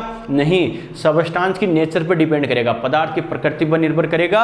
उसको बनने के लिए, उसके निर्माण के लिए उसे ऊष्मा की हानि करनी है या ग्रहण करनी है। समझ में आ गया? तो एक बात तो ध्यान रखना, ये कैसे हो सकती है, हीट ऑफ फॉर्मेशन क्या हो सकती है, यानी मे बी एक्सोथर्मिक और एंडोथर्मिक, यानी एक्सोथर्मिक भी हो सकता है और एंडोथर्मिक भी हो सकता है। किस पे डिपेंड करेगा, जो सबस्टांस है उसकी नेचर पर डिपेंड करेगा। बात समझ में आ गई बेटा? क्लियर? तो क्या कहेंगे, 1 मोल सबस्टांस का, सुनना बेटा, 1 मोल सबस्टांस का उसके फंडामेंटल पार्टिकल से फॉर्मेशन करने के लिए जो एमिटेड या एब्जॉर्ब्ड हीट होती है, उसे क्या बोलेंगे, हीट ऑफ फॉर्मेशन। समझ में आ गया? क्लियर? ठीक है। और मैंने क्या बोला, फंडामेंटल पार्टिकल मैंने बोला है मौलिक कणों से, मौलिक कण या मूलभूत कणों से, यानी पार्टिकल की वो स्टेबल फॉर्म जो नेचर में पाई जाती है। क्या कहा, पार्टिकल की जो, किसी कण की जो सबसे स्थायी रूप होता है जो प्रकृति में पाया जाएगा, उसे क्या बोलेंगे, उसका फंडामेंटल पार्टिकल, मौलिक कण बोला जाएगा। क्लियर? ठीक है। अब बेटा देखो, ऐसे नहीं किसी का भी आपने फॉर्मेशन कर दिया उसको आप हीटो फॉर्मेशन बोल सकते हो, नहीं, ऐसा नहीं है। ओके, कैसे? एक एग्जांपल देखना, मैं जैसे यहाँ पर एक एग्जांपल लिख रहा हूँ बेटा, कैसे? ये मैं लिख रहा हूँ कार्बन, और ये कार्बन है, हमें पता है बच्चों डायमंड, ग्रेफाइट, ये सभी कार्बन की फॉर्म है या नहीं है? मैं जैसे ये लिखूँ, यानी कार्बन डायमंड की फॉर्म में है और 2H2 गैस। क्लियर? ठीक है। इसकी रिएक्शन से क्या बनेगा? सीधी सी बात है बेटा, अरे CH4 गैस बनेगी या नहीं बनेगी? बनेगी। ओके, ठीक है। एक मैं क्या लिखूं, कार्बन ग्रेफाइट है, ये मान लो कार्बन किसकी फॉर्म में बेटा? ग्रेफाइट की फॉर्म में है। क्लियर? ठीक है। इसकी भी रिएक्शन मैं क्या करूं, 2H2 से यानी H2 गैस से रिएक्शन करवाऊं तो इससे भी क्या बनता है? CH4 गैस बनेगी। क्लियर? ठीक है। तो यहाँ पर क्या लिखे बेटा? यहाँ पर मैं लिखूं del H, heat of formation किसकी? अरे मेथेन का फॉर्मेशन हुआ है बेटा। क्लियर? ठीक है। यहाँ भी मैं क्या लिखूं? Heat of formation. Heat of formation किसका फॉर्मेशन हुआ है? मेथेन गैस का फॉर्मेशन हुआ है। ये समझ रहे हो क्या? ये ध्यान रखना, सिंबल है बच्चों ये क्या? Heat of formation. इसको हीट ऑफ फॉर्मेशन बोल सकते हैं क्या? CH4 यानी मेथेन की हीट ऑफ फॉर्मेशन। ये हीट ऑफ फॉर्मेशन किसकी? ये भी मेथेन गैस की। क्लियर? तो ये बताओ दोनों ही प्रोसेस में, दोनों ही रिएक्शन में अपन इसको हीट ऑफ फॉर्मेशन बोल सकते हैं क्या? यस और नो? नो बेटा। क्यों? ये ध्यान रखना बच्चों, इसमें जो मेथेन का फॉर्मेशन हुआ है, अरे सीधी सी बात है, मेथेन का फॉर्मेशन तो हो गया, लेकिन खाली फॉर्मेशन होने से काम नहीं चलेगा। उसका फॉर्मेशन किससे होना चाहिए? उसके फंडामेंटल पार्टिकल से होना चाहिए। और उसके फंडामेंटल पार्टिकल से होने का मतलब क्या है? पार्टिकल नेचर में स्टेबल फॉर्म में होने चाहिए, स्थायी रूप में होने चाहिए बेटा। ओके, बच्चा कहेगा सर स्टेबल तो होता है डायमंड, लेकिन मैंने क्या कहा था? मोस्ट स्टेबल, सबसे ज्यादा स्टेबल कौन है बेटा? उसके अकॉर्डिंग होना चाहिए। आपको याद है केमिकल इक्विलिब्रियम में एक बात बताई थी कि डायमंड और ग्रेफाइट कार्बन की तो फॉर्म है, लेकिन नेचर में ज्यादा कौन पाया जाता है बच्चों? ग्रेफाइट। अरे सीधी सी बात है, अगर ग्रेफाइट क्या नेचर में सबसे ज्यादा एग्जिस्ट करता है, सबसे ज्यादा मात्रा में पाया जाता है, इसका मतलब यही क्या? कार्बन की सबसे स्टेबल फॉर्म है, क्योंकि ये सबसे स्थायी रूप अगर नहीं होता, मोस्ट स्टेबल फॉर्म नहीं होती, तो ये वापस किसी अदर फॉर्म में चेंज हो जाता। मैं क्या कह रहा हूं, समझ में आ रहा है? क्लियर? तो ये ध्यान रखना, इसका मतलब ध्यान रखना, यहां मेथेन का फॉर्मेशन डायमंड से हुआ है, लेकिन डायमंड इसकी मोस्ट स्टेबल फॉर्म है क्या? नहीं। डायमंड क्या होता है? कार्बन डायमंड की फॉर्म में तो बहुत कम एग्जिस्ट करता है, ज्यादातर नेचर में जो मोर देन 90% वो क्या होता है? ग्रेफाइट की फॉर्म में ही होता है। केमिकल इक्विलिब्रियम में मैंने डिटेल से बताया था डायमंड और ग्रेफाइट का आपस में चेंज, याद है ना? तो ये ध्यान रखना, मोस्ट स्टेबल फॉर्म है। इसका मतलब है ये क्या है? कार्बन का फंडामेंटल पार्टिकल है, कार्बन की फंडामेंटल फॉर्म है, मौलिक रूप है। समझ में आ गया? और फंडामेंटल पार्टिकल से फॉर्मेशन होगा, उसी को अपन क्या कह सकते हैं? हीट ऑफ फॉर्मेशन बोलेंगे। किसी अदर फॉर्म से हो रहा है, इसको हीट ऑफ फॉर्मेशन नहीं बोलेंगे। देखो मेथेन का फॉर्मेशन किससे हो रहा है? यहां कार्बन डायमंड और H2 गैस। हाँ, जितना फॉर्मेशन करने के लिए रिएक्टेंट साइड कितने मोल चाहिए उनकी दिक्कत नहीं है, लेकिन ध्यान रखना इधर 1 मोल होना चाहिए और रिएक्टेंट साइड क्या होना चाहिए? फंडामेंटल फॉर्म होनी चाहिए, मौलिक रूप होना चाहिए। ये देखो डायमंड क्या है? फंडामेंटल यानी मौलिक रूप, यानी इसकी स्टेबल फॉर्म है क्या? नहीं। तो आगे वाले को देखने की जरूरत ही नहीं है। जिससे इसका फॉर्मेशन हो रहा है सभी पार्टिकल फंडामेंटल फॉर्म में होने चाहिए। क्लियर? यहां मेथेन की बात करूं बेटा मैं, तो देखो मेथेन का फॉर्मेशन किससे हो रहा है? कार्बन ग्रेफाइट है, ये भी फंडामेंटल फॉर्म है। H2 गैस, अरे H2 गैस भी हमें पता है हाइड्रोजन नेचर में किस फॉर्म में एग्जिस्ट करता है? H2 और गैस के रूप में, यानी ये भी क्या है? इसका फंडामेंटल फॉर्म है। तो अगर ये दोनों ही फंडामेंटल फॉर्म में है, तो आपस में रिएक्शन करके अगर मेथेन का फॉर्मेशन करे तो इसको अपन हीट ऑफ फॉर्मेशन बोल सकते हैं। समझ में आ गया बेटा? क्लियर? यस और नो? अरे कोई डाउट? लिखो बेटा स्टेटमेंट, लिखो द एमिटेड और एब्जॉर्ब्ड हीट, द एमिटेड और एब्जॉर्ब्ड हीट, द एमिटेड और absorbed heat, the emitted or absorbed heat, the emitted or absorbed heat during the formation of 1 mole substance, during the formation of 1 mole substance from its fundamental particles, the emitted or absorbed heat during the formation of 1 mole substance from its fundamental particles called as heat of formation,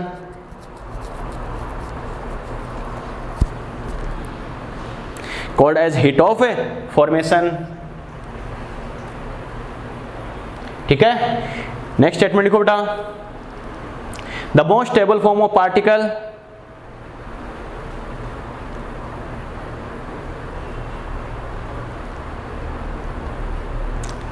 the most stable form of particle, the most stable form of particle which is occur in nature, the most stable form of particle which is occur in nature,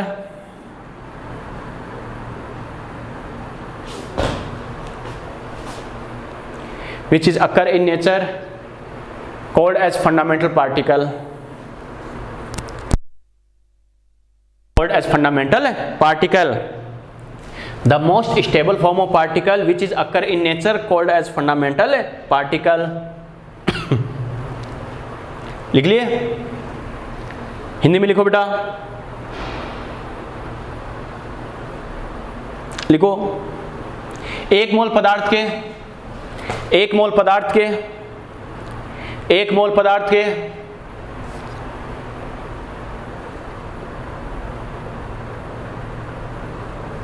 एक मोल पदार्थ के निर्माण, एक मोल पदार्थ के इसके मौलिक कणों से निर्माण के दौरान, एक मोल पदार्थ के इसके मौलिक कणों से निर्माण के दौरान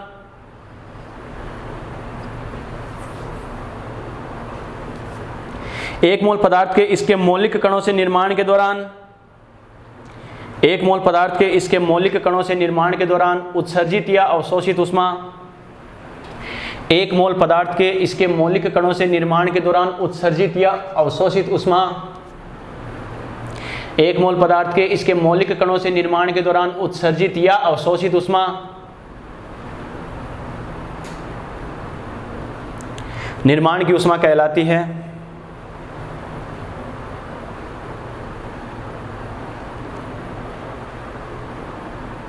ठीक है, नेक्स्ट स्टेटमेंट लिखो बेटा। कण का वह सबसे स्थायी रूप या कण का वह सर्वाधिक स्थायी रूप है, कण का वह सर्वाधिक स्थायी रूप है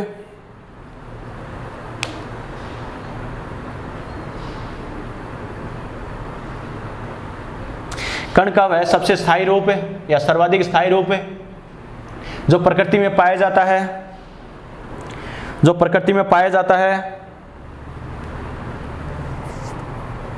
जो प्रकृति में पाया जाता है,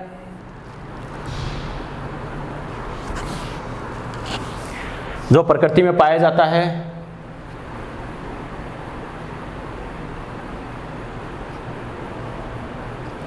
जो प्रकृति में पाया जाता है मौलिक कण कहलाता है। कण का वह सर्वाधिक स्थायी रूप जो प्रकृति में पाया जाता है मौलिक कण कहलाता है।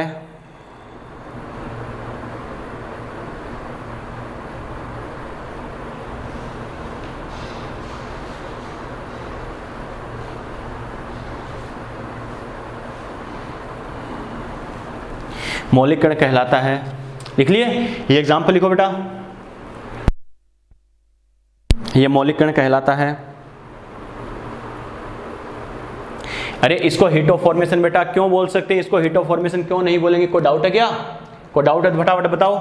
इसको हीटो फॉर्मेशन मैंने क्रॉस क्यों लगाया, यानी ऐसा नहीं बोलेंगे ऐसा बोलेंगे, समझ में आ गया? यस और नो? कोई डाउट है तो बताओ फटाफट फटाफट,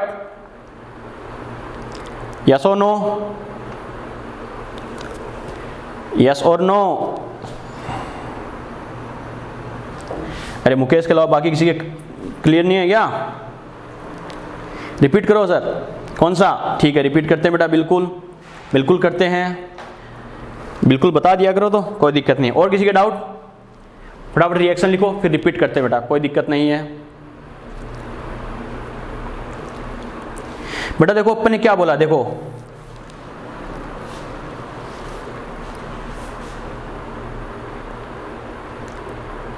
बच्चों देखो क्या हर्षित क्रिस्टल क्लियर सर, इसका मतलब क्रिस्टल मतलब बच्चों देखो अपन ने क्या कहा बेटा, देखो समझना इस बात को।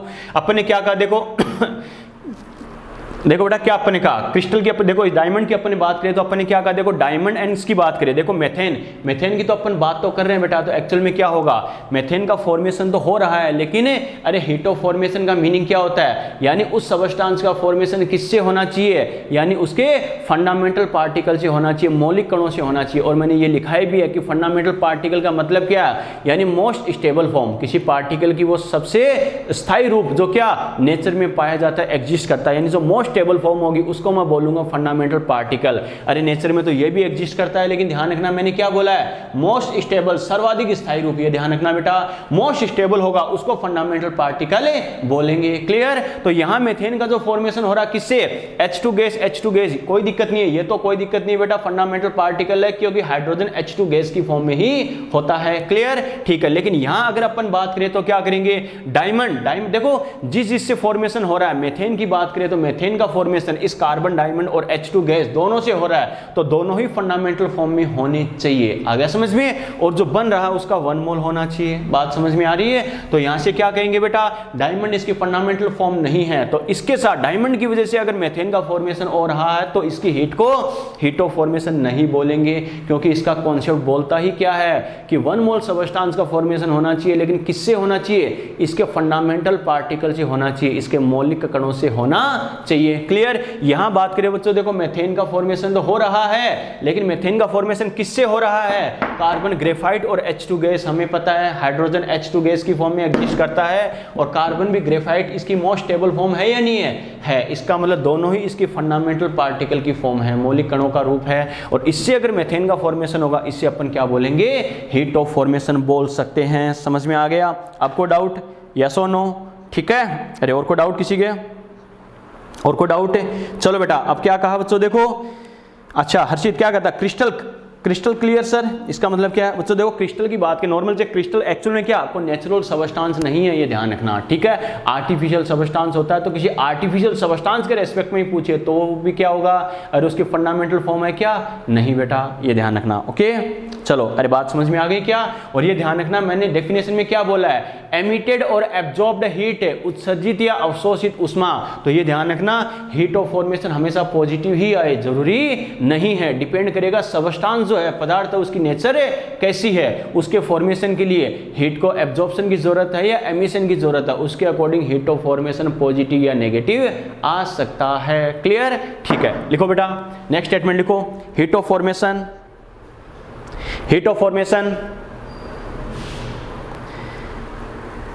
Heat of formation may be exothermic or endothermic.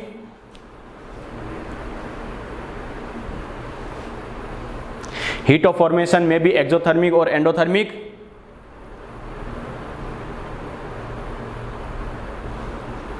Depends on nature of substance.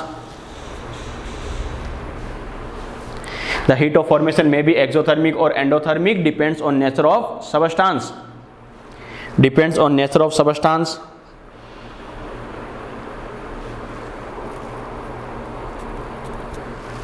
Depends on nature of substance.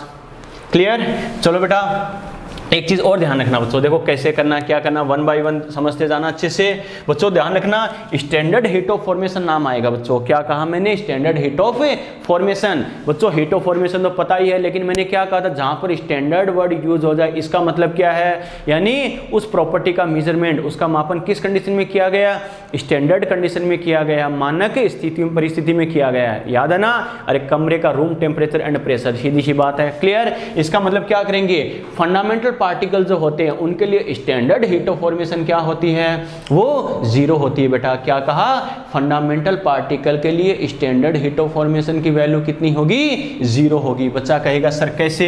तो पहली बात तो समझना इस बात को, जैसे मैंने ये लिखा है H2, या फिर मैंने लिखा है बेटा N2, या फिर मैंने लिखा है O2, या फिर हमने लिखा है बेटा Cl2। ठीक है? वो जरूरी नहीं 2 की फॉर्म में हो बेटा, ऐसे भी हो सकता है जैसे सोडियम, पोटेशियम, एल्यूमिनियम, कई सारे एग्जाम्पल लिखे हैं, इनके लिए लिखूं, सभी के लिए मैं commonly standard heat of formation क्या होगी?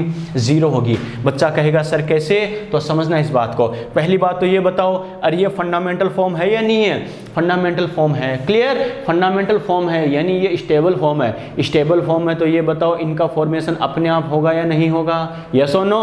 अरे सीधी सी बात है, खुद ही स्टेबल है तो इनका फॉर्मेशन अपने आप हो जाएगा। क्लियर? और जब इनका फॉर्मेशन अपने आप हो जाएगा तो इनके फॉर्मेशन के लिए कोई हमें अलग से कोई हीट देने की जरूरत नहीं है। मेरा कहने का मतलब क्या है बेटा, स्टैंडर्ड की बात करा तो ध्यान रखना, अगर फंडामेंटल पार्टिकल है तो क्या होगा बेटा, यानी ये स्टैंडर्ड फॉर्म है, स्टेबल फॉर्म है, और फंडामेंटल पार्टिकल है तो तो नेचर में इसी फॉर्म में तो एग्जिस्ट करेगा, सीधी सी बात है। अरे इसी फॉर्म में एग्जिस्ट करेगा तो वापस इसके फॉर्मेशन की जरूरत है क्या? नहीं, जब वापस इसका फॉर्मेशन होगा ही नहीं, क्योंकि नेचर में इसी फॉर्म में तो होता ही है, इसी फॉर्म में होता है तो वापस इसका फॉर्मेशन क्यों होगा? ऐसा ही रहेगा। और जब जिस फॉर्म में है उसी में रहेगा ये, तो हमें पता है न तो हीट का एमिशन होगा, नहीं एब्जॉर्प्शन होगा बेटा। तो क्या होगा?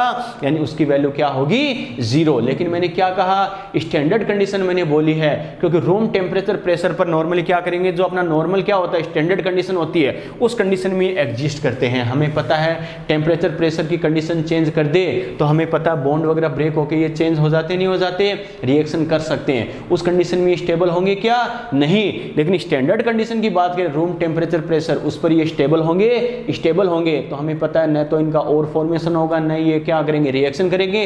तो हीट का न लॉस ना ही गेन, और न लॉस ना गेन, तो हमें पता है हीट की वैल्यू क्या होगी?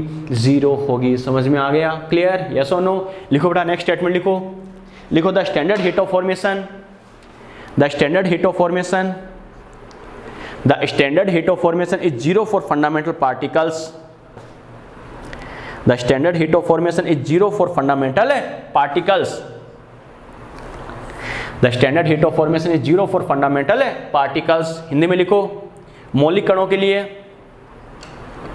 मौलिक कणों के लिए, और स्टामा कर लेना बेटा, ये जो पॉइंट मैंने बोला है अभी, मौलिक कणों के लिए मानक निर्माण की ऊष्मा का मान 0 होता है। ध्यान रखना, बार बार बोला जाएगा कौन सा 0 कौन सा नॉन 0, ध्यान रखना। मौलिक कणों के लिए मानक निर्माण की ऊष्मा का मान 0 होता है। फॉर एग्जाम्पल,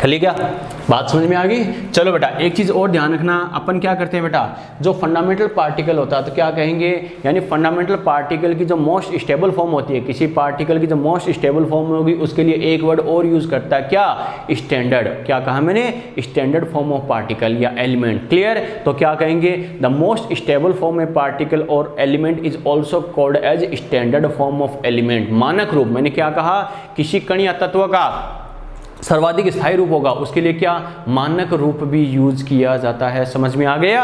क्योंकि हमें पता है बेटा जो स्टैंडर्ड कंडीशन है उसी में वो क्या होता है? स्टेबल होता है। समझ में आ गया? क्लियर? लिखो बेटा, generally the most stable form of particle और एलिमेंट,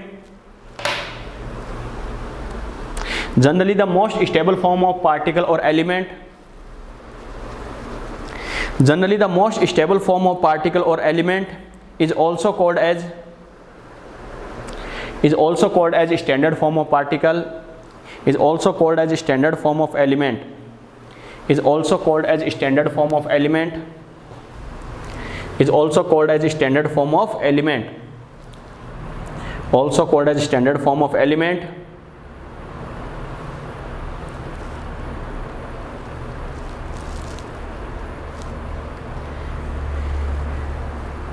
हिंदी में लिखो बेटा, लिखो सामान्यतः तत्व या कण का सर्वाधिक स्थायी रूप है,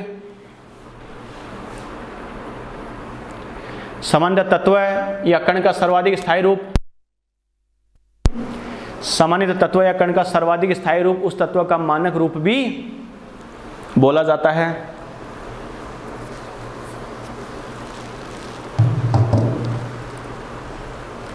सामान्य तत्व है या कण का सर्वाधिक स्थायी रूप उसका मानक रूप भी बोला जाता है। ओके ठीक है बेटा, एक चीज और ध्यान रखना, फॉर, मैंने क्या कहा बेटा, जो स्टैंडर्ड फॉर्म की बात करें तो बेटा देखो क्या कहेंगे, for standard form of element. क्या कहा? Standard form of element. बच्चों देखो किसी तत्व के मानक रूप के लिए ये चीज ध्यान रखना, for standard form of element U naught, मैं क्या कह रहा हूं, H naught, G naught, del H naught, del G यानी डेल जी नोट। मैंने क्या कहा बेटा, इनके लिए अगर मैं बात करूं तो देखो बेटा क्या कहेंगे, इनकी वैल्यू क्या हो सकती है, 0 हो सकती है। मैंने क्या कहा बेटा, इनकी वैल्यू क्या होगी, 0 होगी। बच्चा कहेगा सर क्यों, सीधी सी बात है बेटा, वही बात आ गई। अरे सीधी सी बात है, स्टैंडर्ड फॉर्म की बात कर रहा है बेटा, स्टैंडर्ड फॉर्म की बात कर रहा है तो वो स्टेबल होगा या नहीं होगा। स्टेबल अगर होगा तो हमें पता है बच्चों ये सभी एनर्जी की वैल्यू 0 होगी या नहीं होगी, होगी। क्लियर। बट लेकिन ध्यान रखना बेटा, एक चीज खास का ध्यान रखना, इन्हीं चीजों को तो रट के बच्चा गलती करता है। बच्चे से पूछे ये 0 होगा क्या, नहीं ये 0 नहीं होगा। ये 0 क्यों नहीं होगा, क्यों, क्योंकि एस नोट का मतलब क्या है, एंट्रोपी का मेजरमेंट किस कंडीशन में कर रहा है, स्टैंडर्ड कंडीशन में कर रहा है। स्टैंडर्ड कंडीशन मतलब क्या, room temperature and pressure, room temperature and pressure पर बात कर रहा है, यानी 25 डिग्री सेल्सियस टेम्परेचर यानी 298 केल्विन। और 298 केल्विन पर ये बताओ किसी सबस्टांस की एंट्रोपी कभी 0 हो सकती है क्या, कभी 0 नहीं हो सकती। कुछ ना कुछ उसमें रैंडमनेस यानी मूवमेंट जरूर होगी बेटा। क्लियर। अरे सीधी सी बात है, थर्ड लॉ ऑफ थर्मोडायनेमिक्स में अपने क्या कहा, एंट्रोपी 0 कब होगी, हमें पता है 0 केल्विन टेम्परेचर पर। बात समझ में आई क्या, अरे मैंने क्या कहा, एंट्रोपी 0 कब हो सकती है, वो क्या 0 केल्विन टेम्परेचर पर, वो भी क्या जब सबस्टांस कैसे हो, कंप्लीटली क्रिस्टलाइन हो। समझ में आ गया, यस और नो। लेकिन इसका मतलब क्या है, नोट का मतलब ये क्या है 25 पर है यानी 298 केल्विन पर है, ना कि 0 केल्विन पर। समझ में आ गया। तो इसमें दोनों कंडीशन होनी चाहिए, एक तो सबस्टांस का कंप्लीटली क्रिस्टलाइन होना चाहिए, पूर्णतः क्रिस्टलीय होना चाहिए, और टेम्परेचर क्या होना चाहिए, 0 केल्विन होना चाहिए। तो क्या कहेंगे, बिकॉज, इसका रीजन क्या है बेटा, because S equal to 0 at, यानी क्या लिखेंगे, एट अगर मैं बोलूं बेटा at 0 kelvin, at 0 kelvin entropy equal to 0, entropy 0 हो सकती है बेटा, ध्यान रखना। लेकिन इस कंडीशन में ऐसा होगा क्या, नहीं। तो मैंने रीजन भी लिखा है बेटा, अगर टेम्परेचर 0 केल्विन होगा तो एंट्रोपी 0 हो सकती है। लेकिन एस नोट बोल दिया मतलब मेजरमेंट किस कंडीशन में किया है, 25 डिग्री सेल्सियस टेम्परेचर पर किया है। समझ में आ गया। लेकिन 0 केल्विन की बात करें, ध्यान रखना ये क्या होगा, यानी इस पर 0 हो सकता है। तो क्या कहेंगे, यहाँ ये मेजरमेंट कितना हो रहा है बेटा, टेम्परेचर कितना है 25 डिग्री सेल्सियस, यानी कितना करेंगे 298 केल्विन। समझ में आ गया, यस और नो। अरे बात समझ में आ गई, क्लियर। लिखो बेटा, तो क्या लिखेंगे, for standard form of element, तत्व के मानक रूप के लिए। तो ये ध्यान रखना कैसे हुआ, क्या हुआ। अरे ये समझ में आया क्या,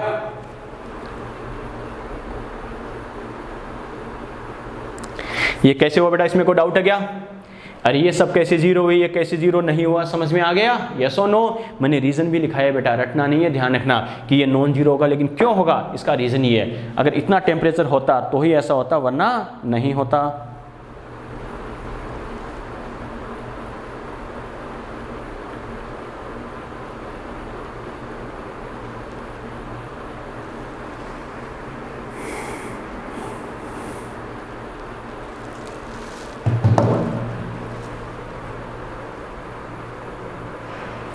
लिख लिया क्या, यस और नो। चलो बेटा एक स्टेटमेंट और ध्यान रखना, क्या अगर एलिमेंट स्टैंडर्ड फॉर्म में है, मैंने क्या कहा, एलिमेंट अगर स्टैंडर्ड फॉर्म में है तो ही क्या होगा, डेल एच एफ नॉट 0 होगा, अदरवाइज नहीं होगा। समझ में आया, यस और नो। आपको ये आइडिया होना चाहिए जो एलिमेंट आपको दे रखा है वो उसकी स्टैंडर्ड फॉर्म है या नहीं है। अगर वो स्टैंडर्ड फॉर्म में है तो ही उसके लिए क्या होगा, del H F naught 0, otherwise नहीं। मैंने क्या कहा, क्वेश्चन सीधा टिक लगाने वाला बनेगा बेटा, किसके लिए डेल एच एफ नॉट 0 है, किसके लिए नहीं है। लेकिन ध्यान रखना बच्चे को आइडिया होना चाहिए कॉन्सेप्ट सर ने क्या बताया था, और इतना भी आइडिया होना चाहिए जैसे बताया गया वो उसकी स्टैंडर्ड फॉर्म है या नहीं है। क्लियर। लिखो बेटा, स्टार मार्कर के लिखो नेक्स्ट स्टेटमेंट, इस पे सीधा क्वेश्चन बनेगा। लिखो लिखो for standard form of element, for standard form of element, for standard form of element, for standard form of element, ऐसे लिखो, del H F naught equal to 0, del H F naught equal to 0, del HF naught equal to 0. For standard form of element, del HF naught equal to 0. लिख लिए। Otherwise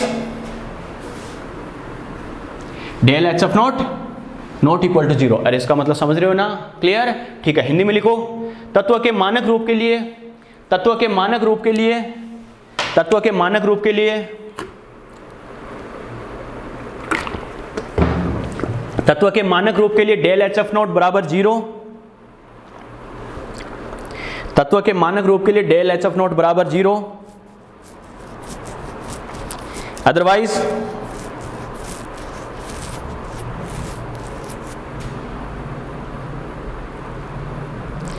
del H of naught equal to 0, otherwise del H of naught equal to 0। लिख लिया बेटा। चलो कैसे होगा, क्या होगा बच्चों, देखो इसके कुछ इंपॉर्टेंट मैं एग्जांपल्स लिख रहा हूं, मेरे साथ साथ आपको नोट करना बेटा, टाइम पास की जरूरत नहीं है, और फिर देखेंगे किसके आगे 0 आएगा, किसके आगे 0 नहीं आएगा। ओके चलो बेटा देखते हैं। जैसे मैं लिखूं बेटा, एक तो मैंने क्या लिखा है नॉर्मल, जैसे अलग अलग कंडीशंस के अकॉर्डिंग बात करें बेटा, देखो जैसे कई सारे एग्जांपल्स अपन ले सकते हैं। जैसे एक तो मैं ये बोलूं डेल एच ऑफ नॉट, साथ साथ बेटा नोट करो मेरे, H2 लिक्विड किसके आगे 0 आएगा, किसके आगे 0 नहीं आएगा, दिमाग लगाते रहना है, और फिर अपन मैच करेंगे कि आपने जो सोचा है वो सही है या नहीं है।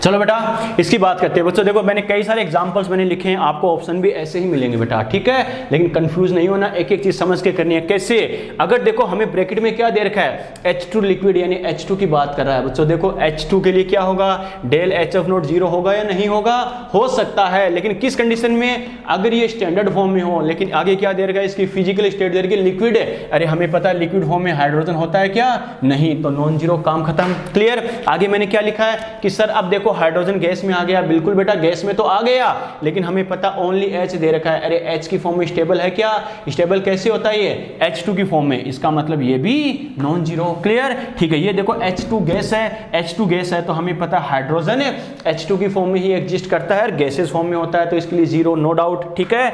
ओजोन की बात करूं बेटा मैं, ओजोन की बात करें तो देखो ओजोन ऑक्सीजन की स्टेबल फॉर्म है क्या, नहीं बच्चों, ये तो स्पेशल कंडीशन में इसका फॉर्मेशन होता है। क्या होगा, स्टेबल नहीं है तो क्या होगा, ये नॉन जीरो।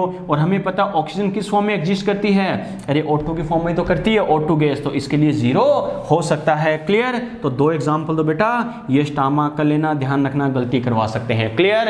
अब बात करें डायमंड, डायमंड और ग्रेफाइट दोनों ही कार्बन की फॉर्म है, लेकिन ये स्टेबल फॉर्म है क्या, नहीं, जब तक स्टैंडर्ड या स्टेबल फॉर्म नहीं है तब तक क्या, नॉन जीरो। ये स्टेबल है तो इसके लिए क्या हो जाएगा, जीरो हो जाएगा बेटा, ये ध्यान रखना। कैसे किया, क्या किया, दो एग्जांपल ये स्टामा कर रहा हूं। क्लियर, ठीक है। ये क्या बेटा, सल्फर की फॉर्म में, ये रोम्बिक क्या होता है, स्टेबल फॉर्म ही होती है, स्टेबल फॉर्म होती है तो जीरो। अब बात करें क्लोरीन, देखो बेटा Cl2 की बात करें, गैस, हमें पता है क्लोरीन क्या होता है, यानी Cl2 और गैस की फॉर्म में एग्जिस्ट करता है तो सही है। अब बात करें जैसे ब्रोमीन है, ब्रोमीन भी हमें पता है बेटा जीरो हो जाएगा ना, यस और नो, नो। ब्रोमीन देखो Br2 तो होता है, लेकिन किस फॉर्म में एग्जिस्ट करता है, लिक्विड फॉर्म में करता है तो ये नॉन जीरो। क्लियर। आगे क्या दे रखा, ब्रोमीन लिक्विड, हाँ, इसके लिए जीरो हो सकता है। समझ में आ गया। किस बच्चे के सभी आंसर सही थे, कोई बच्चा जिसके सभी आंसर सही थे, किसी बच्चे के आंसर सभी आंसर सही थे क्या, यस और नो, नहीं, रितु जांगिड़, बहुत बढ़िया बेटा, ईमानदारी, वेरी गुड।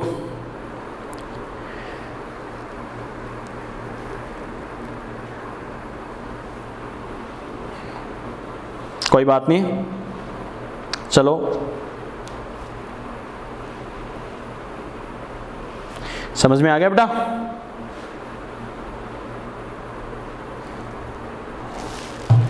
अरे कर लिया क्या,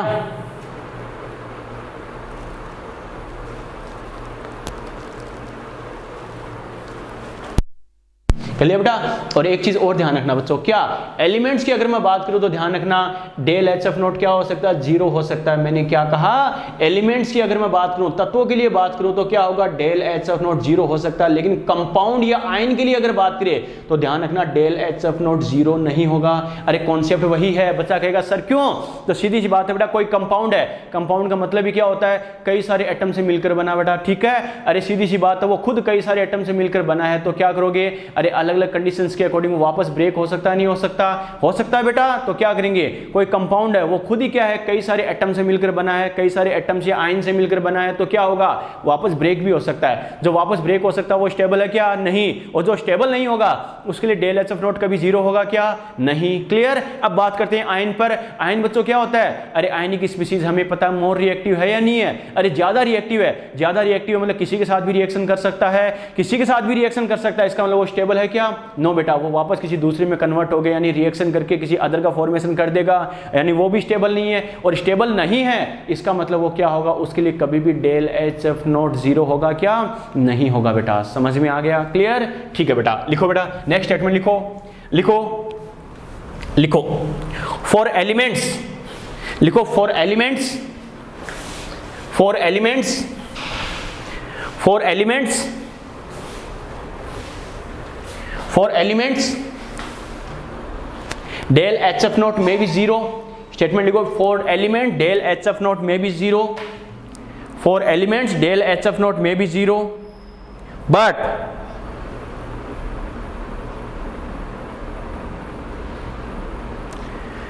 for compound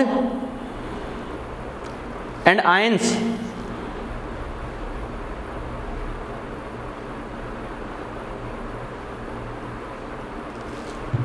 but for compound and ions del HF naught, del HF naught मैं शॉर्ट में बोल रहा हूं, standard heat of formation, but for compound and ions del HF naught not 0 is not 0 because, reason जरूर लिखा रहा हूं, ध्यान रखना, because element may be present in standard form या stable form, because element may be present in stable form, because element may be present in stable form, but compound and ions, but compound and ions, but compound and ions,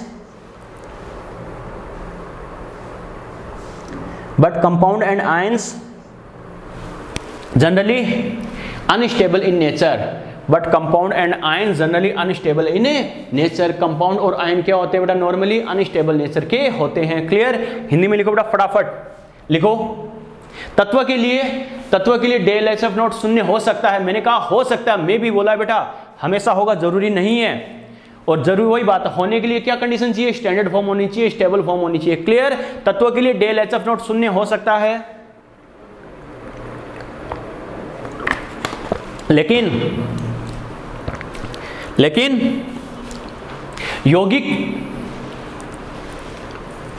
यौगिक व आयनों के लिए, लेकिन यौगिक व आयनों के लिए डेल एच एफ नॉट 0 नहीं होता, लेकिन यौगिक व आयनों के लिए डेल एच एफ नॉट 0 नहीं होता, लेकिन यौगिक व आयनों के लिए डेल एच एफ नॉट 0 नहीं होता, 0 नहीं होता, क्योंकि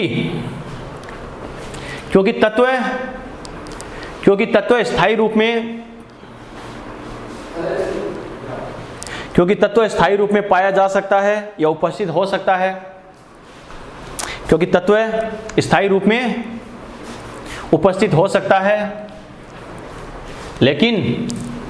लेकिन यौगिक व आयन सामान्यतः अस्थायी प्रकृति के होते हैं, लेकिन यौगिक व आयन सामान्यतः अस्थायी प्रकृति के होते हैं। क्लियर। लेकिन स्टेटमेंट से काम नहीं चलेगा बेटा, इंपॉर्टेंट क्या है बेटा, एग्जांपल समझना। क्या समझना इस बात को, देखो कई सारी कंडीशंस में लिख रहा हूं, मेरे साथ साथ आपको नोट करना है, फिर अपन देखते हैं उसका रिजल्ट क्या आता है। ओके, साथ साथ नोट करो बेटा, टाइम पास की जरूरत नहीं इसमें। मैं लिख रहा हूं डेल एच एफ नॉट, मैंने लिखा है CaCO3 सॉलिड, साथ साथ नोट करना,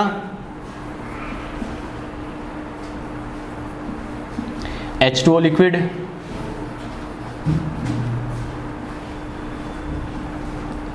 CO2 गैस, या फिर मैंने लिखा है बेटा del HF naught Cl minus aqueous, एक मैं लिख रहा हूं del HF naught H plus aqueous, एक मैं लिख रहा हूं del HF naught OH minus aqueous. Okay, देखते हैं बेटा किसका रिजल्ट हमारे पास जीरो आता है, किसका नॉन जीरो आता है। बच्चों देखो अपन क्या करेंगे, डेल HF नोट किसके लिए, कैल्शियम कार्बोनेट। कैल्शियम कार्बोनेट हमें पता है बेटा कंपाउंड, इसके हम टुकड़े टुकड़े कर सकते हैं, नहीं कर सकते, कर सकते हैं, मतलब ब्रेक हो सकता है, ब्रेक हो सकता है, फिर स्टेबल कैसे हुआ, बात समझ में आई क्या। और जो अनस्टेबल है उसके लिए कभी जीरो होगा क्या, ना बेटा, तो क्या होगा नॉन जीरो।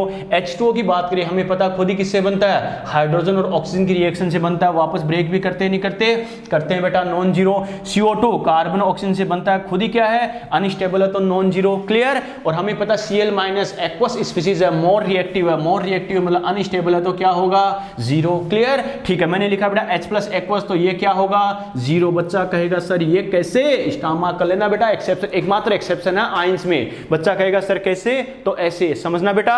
अपन आयनिक में क्या करते हैं बेटा, आयनिक में अपन ने क्या कहा था, अरे H प्लस जो होता है एक्चुअल में क्या होता है बेटा, H प्लस क्या होगा, अरे H3O की फॉर्म में H3O प्लस हाइड्रोनियम आयन, अरे इस फॉर्म में स्टेबल होता है या नहीं होता, होता है, तो ये ध्यान रखना बच्चों। क्लियर।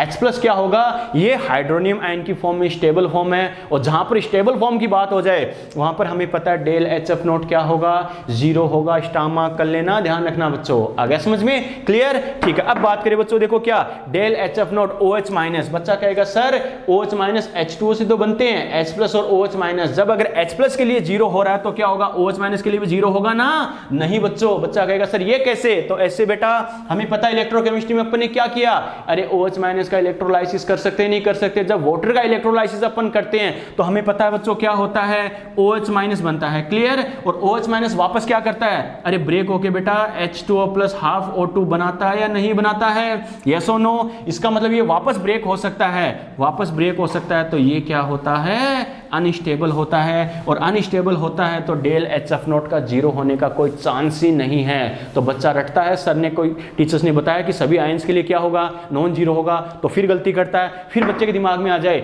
सर ने कहा था H प्लस, ध्यान रखना एक्सेप्शन है, तो H प्लस अगर जीरो हो सकता है तो OH माइनस भी जीरो हो सकता है, लेकिन नहीं होगा। क्यों नहीं होगा, ब्रैकेट में मैंने रीजन जरूर लिखा है, समझ में आ गया। क्लियर, यस और नो। और किसके आंसर सभी सही थे, जो 6 एग्जाम्पल लिखे सही थे क्या किसी के, यस और नो। और यहां तक कोई डाउट हो तो फटाफट बताओ बेटा, कोई भी डाउट हो, यस और नो। चलो बेटा, ठीक है, ठीक है। अरे बात समझ में आ गई यहाँ तक है। चलो यहाँ तक बेटा रिवाइज करना अच्छे से, कैसे करना है, क्या करना है। इसके 2-3 पॉइंट्स और है बेटा हीट ऑफ फॉर्मेशन के, ठीक है, वो नेक्स्ट लेक्चर में डिस्कस करके अपन इसके क्वेश्चन करेंगे। यहाँ तक क्लियर, ओके, बाय।